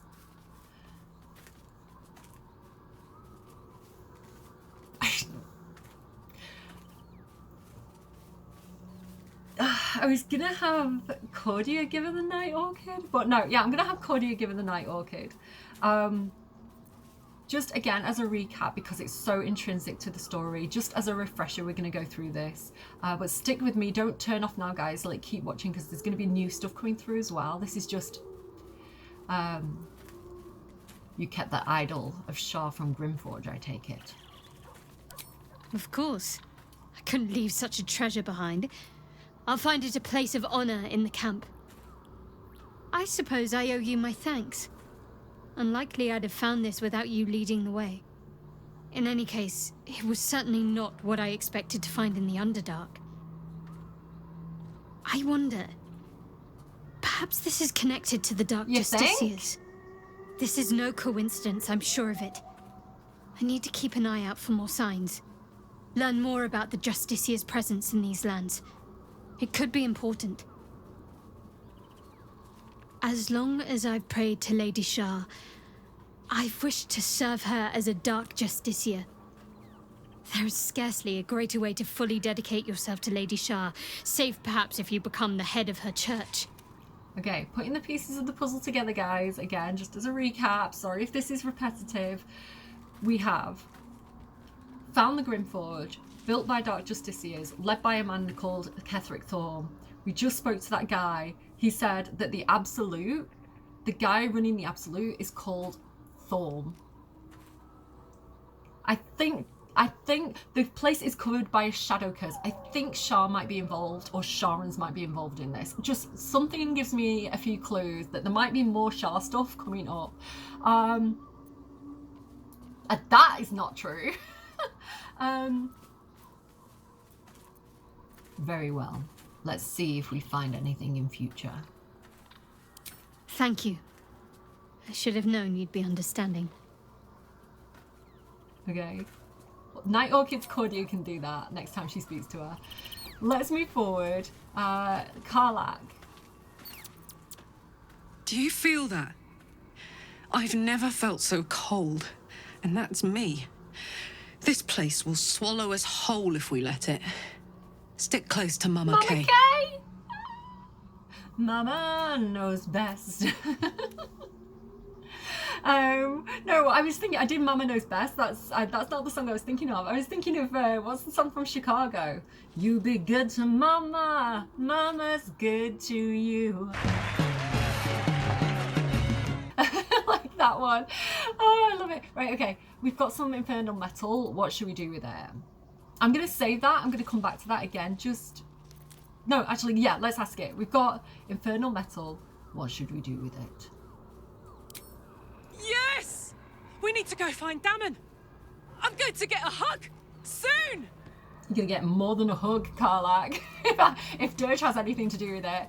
Okay, I love it. So if we can track down Damon, so the tieflings from Druid Grove were heading through the Shadow Curse lands to try and get to Baldur's Gate. So if we can catch up with them, find Damon, he can possibly install another upgrade on Karlach. Will. Hold close to the light and keep the shadows at bay. Okay. We find out more about your dad. Just a reminder, his dad's been taken to Moonrise Towers. He's Duke Ravengard. Will is Duke Ravengard's son. Yeah, all that good stuff. Lae'zel. We must press forward. Let's deal with Ketheric, then find Voss in Baldur's Gate. Okay. Right, I think we're kind of sorted. We also have, just kind of show you around this camp a little bit. If I look up here. Don't waste a step. We can find in here. Look at the little guy. Barkos, I don't know what he's doing up here all on his own. You okay, Barkos? Thank you for agreeing to find Wulbren. It means a great deal to me. Indeed. Yeah, so we're going to help his friend. Even though we don't like the sound of Wulbren Mongol, it sounds a bit sus. There is a place we can go to up there, but there's not really much in it. But down here, we have Halsin. Let's go and see what's going on with Halsin. He's the one who told us to come this way. Together. The Shadow Curse is upon us. As foul as I remember it. Perhaps even worse. But with the Oak Father's blessing, we may soon see it banished from these lands. So he should be able to tell us more, right? He should be able to help us, because he's got experience with it. Do you know how the hang on, got to get Cordy's voice again.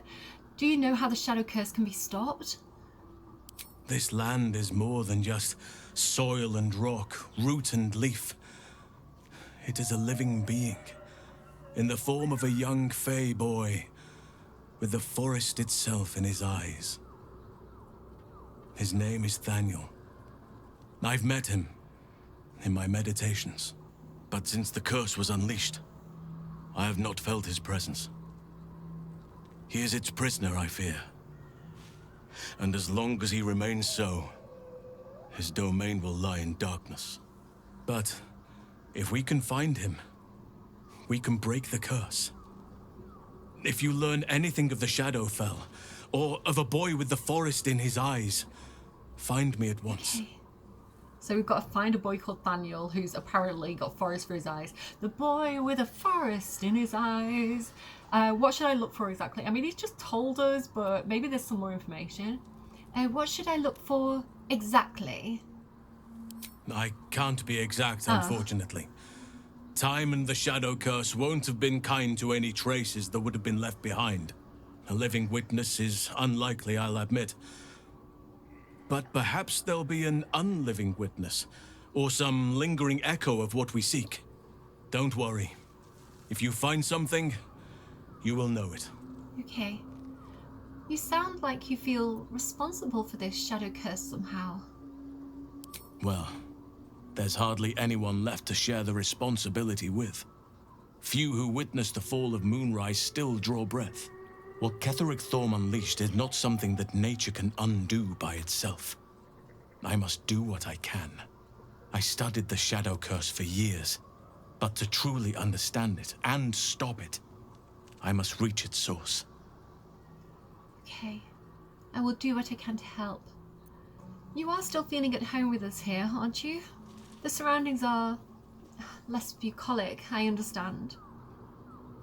It's not easy, seeing the ravages of the Shadow Curse. But your camp is a most welcome solace. You've shared your fire with me, your company. A small pocket of light against the darkness.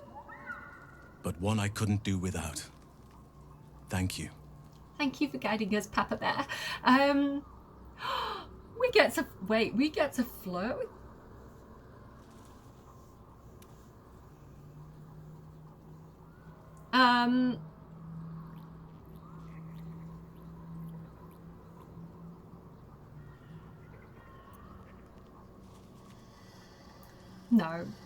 No.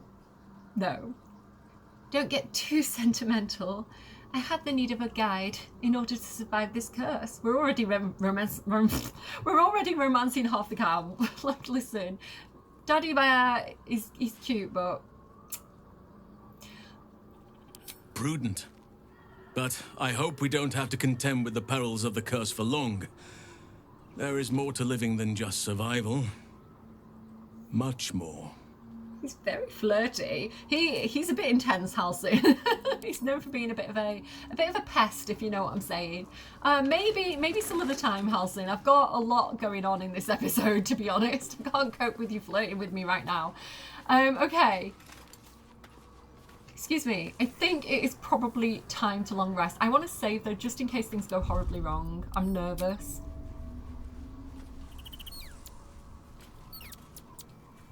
Okay.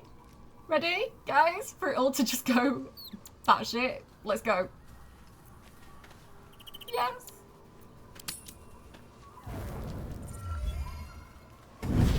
Oh no. You again. Looking awfully. Playtime's over, pet. Oh, I love this time of year. The dickheads start popping up wherever you look. What do you want, Mizora? Drop the attitude and perk up your ears.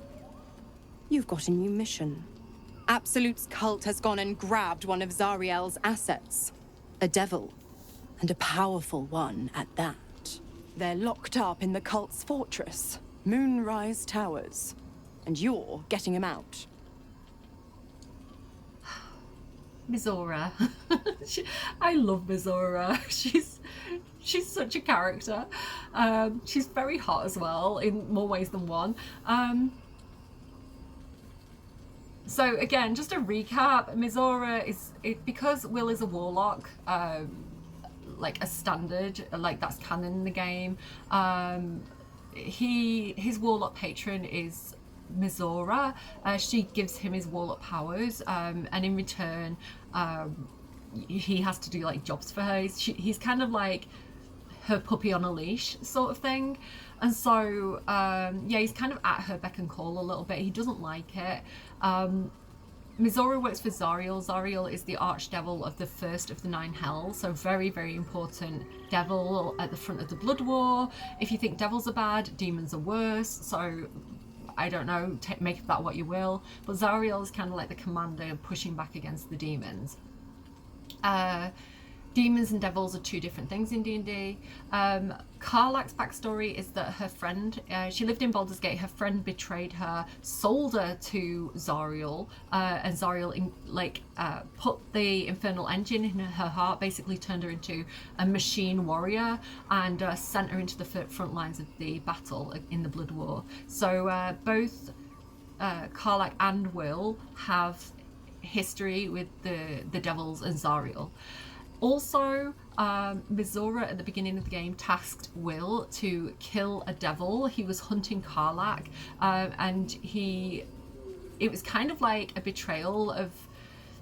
Technically, it was his contract to do so, because he had to he'd promised to track down the Heartless, and Karlach doesn't have a heart, but he thought she was a devil and she wasn't. She's a tiefling, so he's quite angry at being betrayed in that way and being asked to kill someone that he didn't agree with killing. But it's the slipperiness of these devil contracts that they do things like that. So we want to get Will out of this if we can.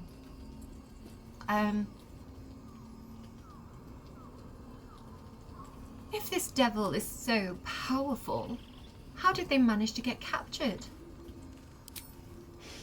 Well, your playmate's wasting precious time. Let's see about getting her priorities fixed. Clause Z, Section 13.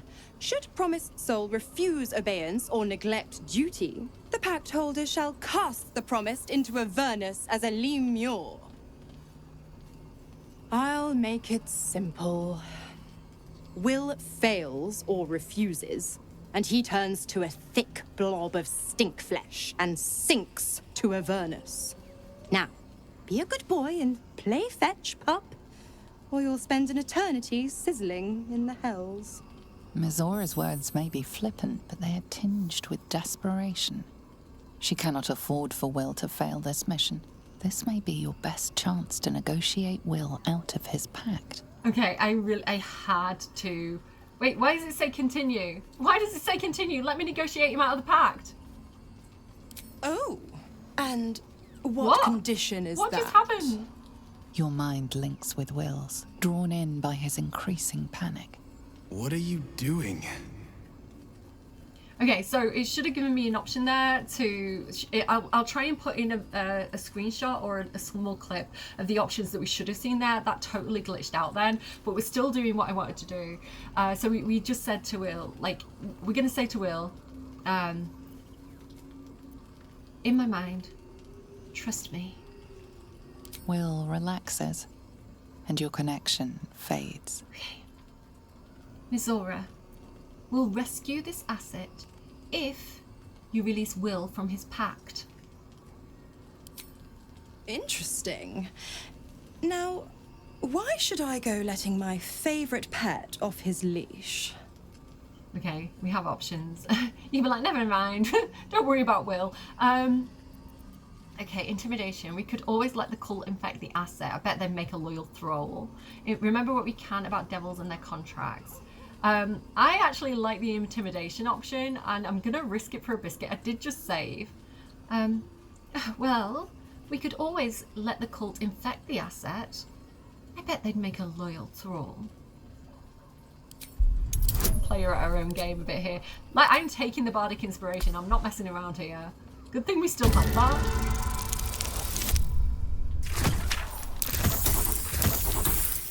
Phew. Okay. Incredible. You actually think you hold the winning hand? Fine. I'll play your game. But I amend the pact once the mission's done, not before. Clause F, Section 9. Soulbinder shall bestow reward or favor only upon soul bearer's fulfillment of related obligation. Of course. Now, to Moonrise, pet. And do mind the shadows. They've been especially hungry. I do love her. She's great. She's so stylish as well, you know? What time are we on? It's been a long episode. Okay. Everyone wants to talk. Okay, I'm gonna save. Just give me a second. Okay, so, like, everyone wants to talk right now.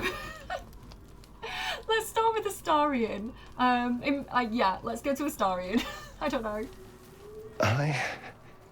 F. Or is it an E? Is it even a letter? What damn language is this? What are you doing?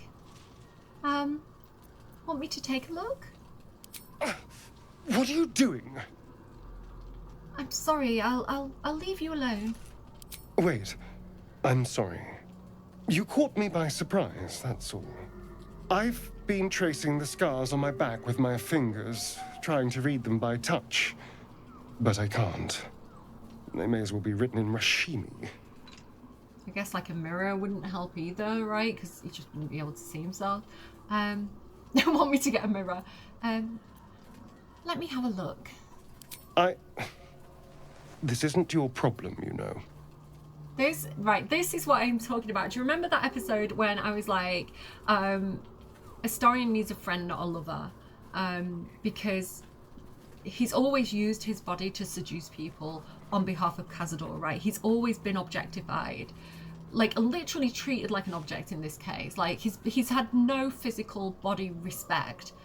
And so to have a friend who wants nothing more than to be his friend and to help him and support him, that would be a big deal for Astarion, I feel. So that's who I want to be for Astarion in this playthrough.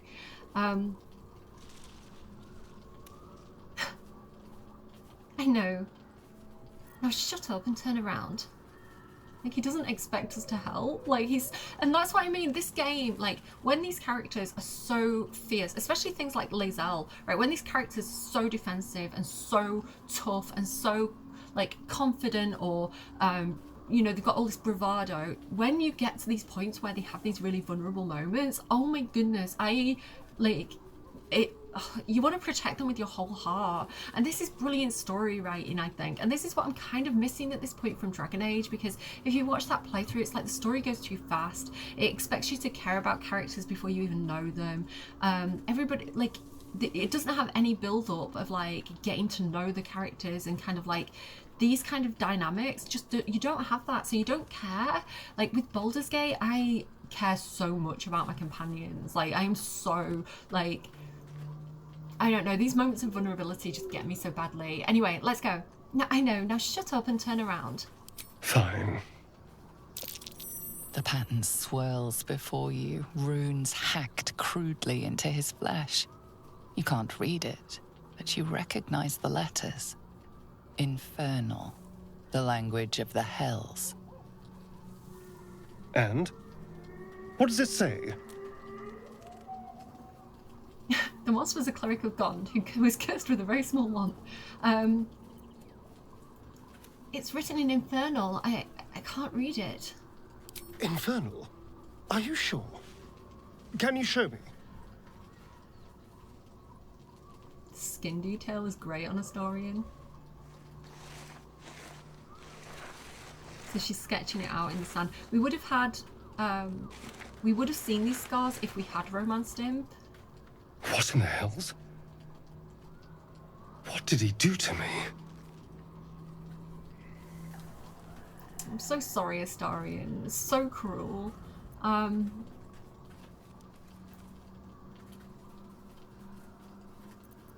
What does it say? I have absolutely no idea. But it's no poem. 2 centuries carrying this. And I can finally see it.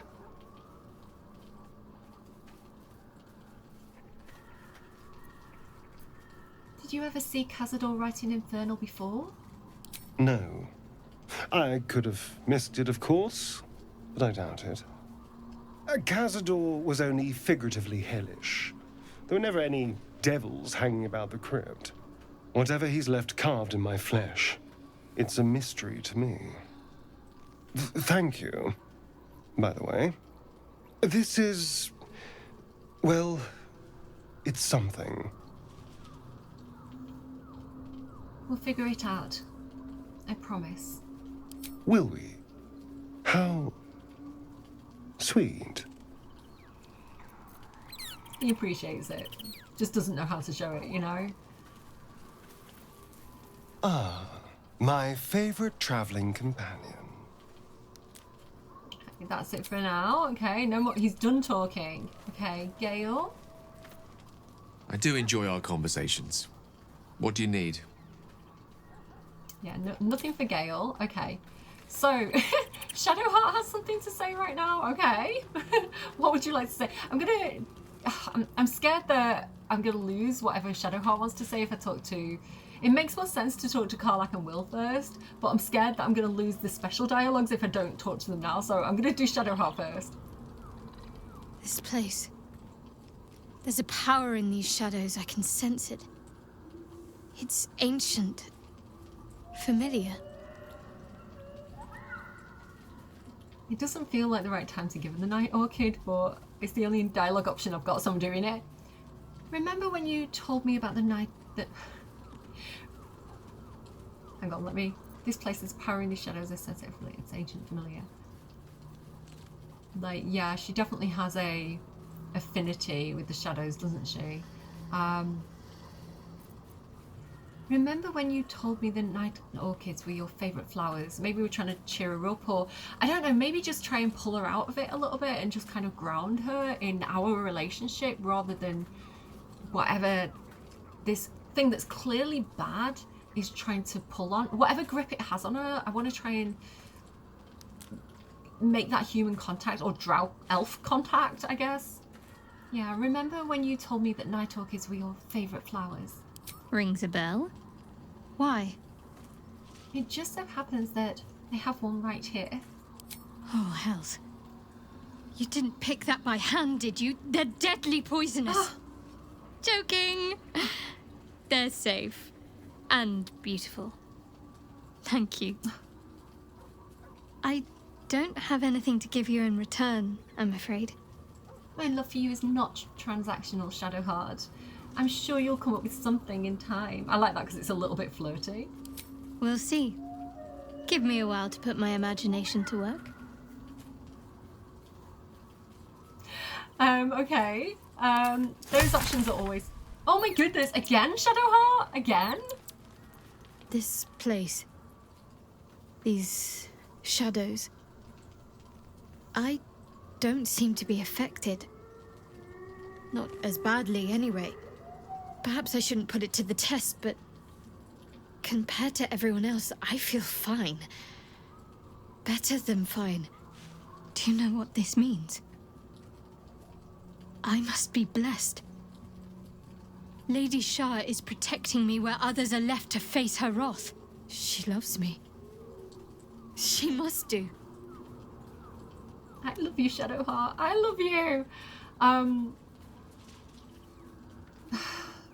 Like warning signs, but also as a cleric, Cordia would know how much this meant to Shadowheart. She would be like, what if this was a listery showing me she loved me and blessing me? Like how I felt when I got like the Falaraloo out of the rock. Like she understands how important this is to her. So she's not gonna go, but what about me? I like the idea of like not necessarily commenting directly on that, but being like, I feel uncomfortable. And I like that this is a drow option as well. It's the first time I've been out of my element in the dark. This is no cavern. This is true darkness.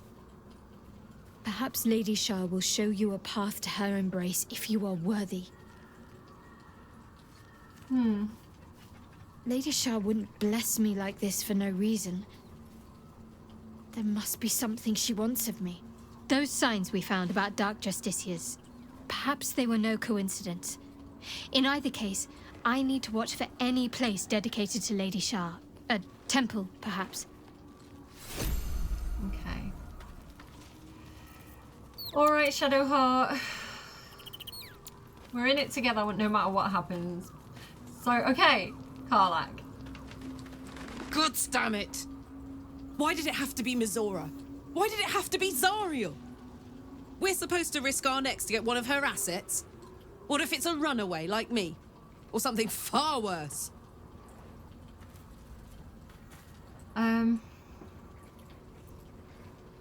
A lot of different options here. Like, I don't think we need to guilt trip her after what Will sacrificed to save you. It's time to repay the favour. If we don't help, Mizora will turn Will into a lurkin. I don't think we need to guilt trip her like that.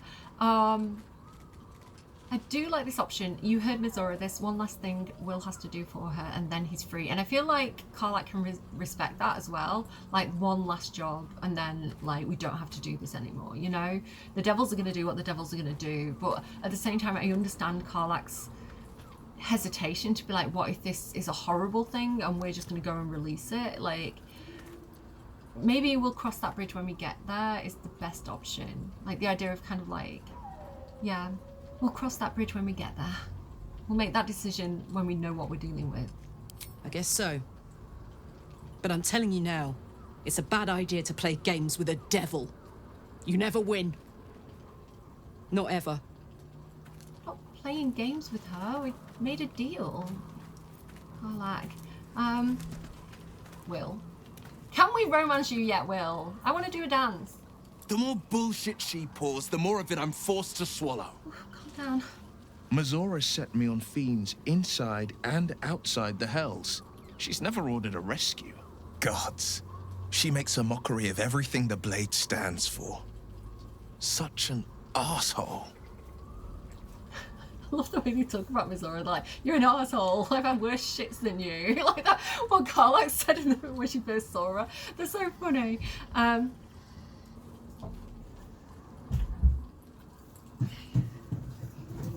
Oof. Sorry, letting the cat out of the room. I'm all flustered.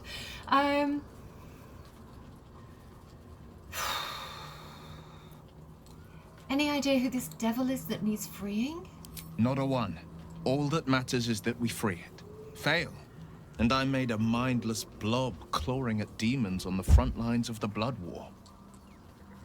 Yeah, so what Mizora said where she was threatening him to turn him into a lemur is that a lemur is like a squishy, it's like there's all these different stages of being a devil, and a lemur is like bottom of the ladder. Like, that's how people start. Basically, if you die and your soul goes to the Hells, that's how you start out. So this is random D&D lore, but if you go to like the land of the dead kind of thing, actually, that's a whole different thing. That's a different story for a different day. But just trust me, you don't want to be a lemur. It's like bottom of the poop heap kind of thing. I like this option. It's not going to happen. You mean too much to the Sword Coast, Blade of Frontiers. And it means everything to me. I always knew what my future held, and I know I chose right. Thank you for sticking your neck out for me. I mean it. But I'm not going to celebrate till I'm actually free. I can feel Mizora scheming, plotting. She won't let me go without making a fuss. Trust me on that. Oh dear, so whatever bargain Will made to become a warlock, I feel like he didn't just do it for the powers, right? There was another reason. There must have been some other reason why this good man would choose to enter into a pact with a devil. Like, there must have been some motivating factor that he's not willing to share with us yet, because I don't know, it even meant that he lost his relationship with his dad, right? His dad kind of disowned him once he became a warlock. So I don't know. Don't worry, Will. We'll figure this out. Okay, I think it's time to long rest. I don't think anyone else wants to talk. If we just have a quick look at the map. Yeah, there's no more exclamation marks. I think we're good. Unless anyone's got anything to say about the appearance of Mizora. Greetings. No, no comments. Okay, that's fine. Let's go to sleep then. Because this has been a long episode and there's a little bit more yet. Again, we're in a new area, we're in Act 2. So when we long rest, we're going to be getting cutscenes. So hold on, guys. It's happening. Auto select, I'm scared. Let's go.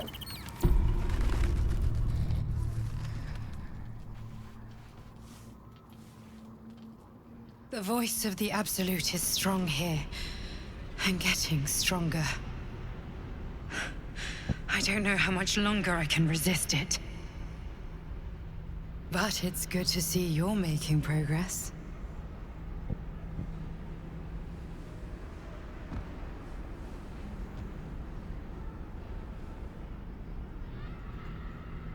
You took an unexpected route here. You did a brave thing, saving those people in the grove. So, okay. One, the first time I did my playthrough, my dream guardian was a Githyanki, and I kind of made him funny looking for some reason, and then I got this like strangely sexy scene, and he looked... Githyankis don't look good in that costume, is what I'm gonna say. I don't mean to be rude to the Githyanki, but he was like a green Githyanki with like ginger hair, and he was very skinny. I think he had a goatee, a ginger goatee. It didn't work, is what I'm saying. I made mistakes with my Dream Guardian in my first playthrough. So, secondly, Cordia is still not 100% sure, but if she's believing this is illusory, right? This to her looks like illusory.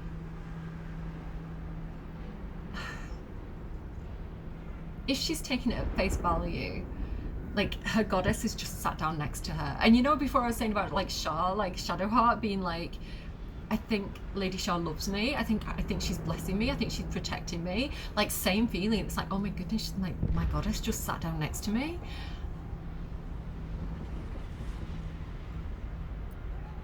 It wasn't even a choice. They needed my help.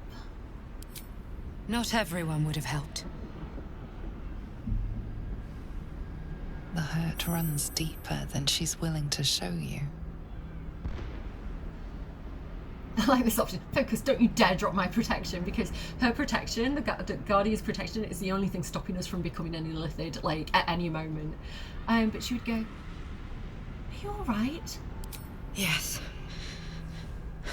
Yes, I am. It just doesn't stop. We are being bombarded by waves of telepathic energy. Wave after wave with hardly a breath between them. I almost dare not rest. Each wave a set of orders to the infected. The order for your transformation has been given many times already. My transformation? Is there anything I can do to help you? I'm afraid this burden is one I have to carry alone. I just hope my powers last long enough to see this through. In any case, the Absolute knows you carry me with you now. It wants to retrieve me. Well, I won't let that happen. I know. I'm glad you are on my side. I am the only one who can resist the Absolute's influence. Hence its fear of me, its desperation. Unfortunately, that also means it is dedicating more and more resources to my retrieval. The task ahead is monumental. But we're all that stands between victory for the Absolute and freedom for all. This is not just about you and I anymore. It has become far bigger than us. You must infiltrate Moonrise Towers, discover the secrets of the Absolute, and put an end to it, so we can finally be free. Now I must rest, and you must carry on. Do not let my efforts be in vain. Oh my... Cordia then. Like, I feel like if she felt at any point like she was being played by the Dream Guardian, I feel like any concern about not trusting her or it being any kind of like trick of the Absolute has gone out the window. Because originally she was like, what if it's the tadpole tricking me? But the Dream Guardian is so against the Absolute that I feel like, I don't know, and if there's any sort of thought of like, I don't know what the Absolute is, I don't know who to trust, like the Absolute has proven itself to be the absolute worst, with Nair and like the deep gnomes being slaves and like all the cruelty and the nastiness that she's seen from them. I feel like she absolutely knows now. Like I feel like she's like, this is why Alistair has come to me in my dreams. This is why she's been my Dream Guardian, because she led me to the Underdark. She led me to freeing those gnomes, just like how, you know, she's trying to free the drow. Like she's totally on board with all this, I think. Like, again, maybe there's some doubts in her mind, but the second she sees her, it's all gone. Like she's just fully immersed in what that Dream Guardian is telling her. And as well, the fact that, you know, Vlaakith was trying to kill her, like there's all this evidence piling up that the Dream Guardian's telling the truth and that she is protecting us and that we are supposed to, she's destined to fight the Absolute. That's kind of how she's seeing it. Whether Dirge feels the same way, I don't know. Maybe you need to watch the next video and we'll kind of see how that plays out for him. But I'm gonna leave it there. Do take care of your faces. I guess we're gonna have a pink episode in the next episode, a Dream Guardian episode, and we're gonna go deeper into the Shadow Curse lands. I am so excited to be in Act 2. I can't even tell you. There's so much story still waiting to be had. There's so much character development. There's so much for every single one of our companions has like more content that they need to face or work through or address. And all those tieflings from Druid's Grove, like we can catch up with them. We can fix, like we can see if we can find Damon and like fix Karlach's heart and maybe get to have a little bit of a touchy-feely session with her and Dirge. And like we need to catch up with Kithrak Voss in Baldur's Gate with Lae'zel. Like Shadowheart needs to go and find what's going on with the Shadow Curse and Shar and the Dark Justiciars and Ketheric Thorm and all these kind of things. And you know, Will, we need to rescue Will's dad who's been taken to Moonrise Towers, but also we now have to go and find this like contact that like has been like this devil that's been like kidnapped to Moonrise and we've been tasked with rescuing.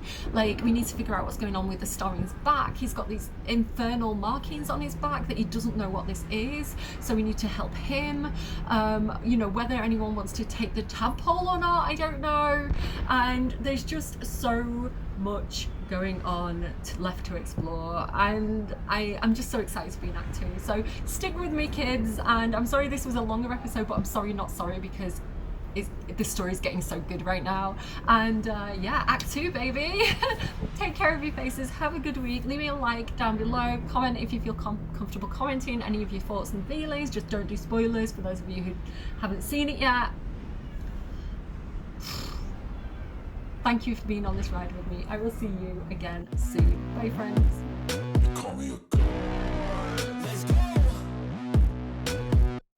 I'm about to go off like a weapon. Fuel to the top, got a filled up engine. In my thoughts, obsession. I will not stop, no, I'm never second guessing. I got a God complex. Haters love to hate, but I never feel pressed. Got a lot on my plate, but I never get stressed. I'll take all the pressure like I'm acing this test.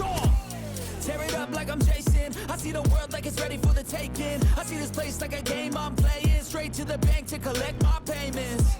No negotiations, it's my way, I was born impatient. And like a damn Freemason, I'll run this nation. They call me a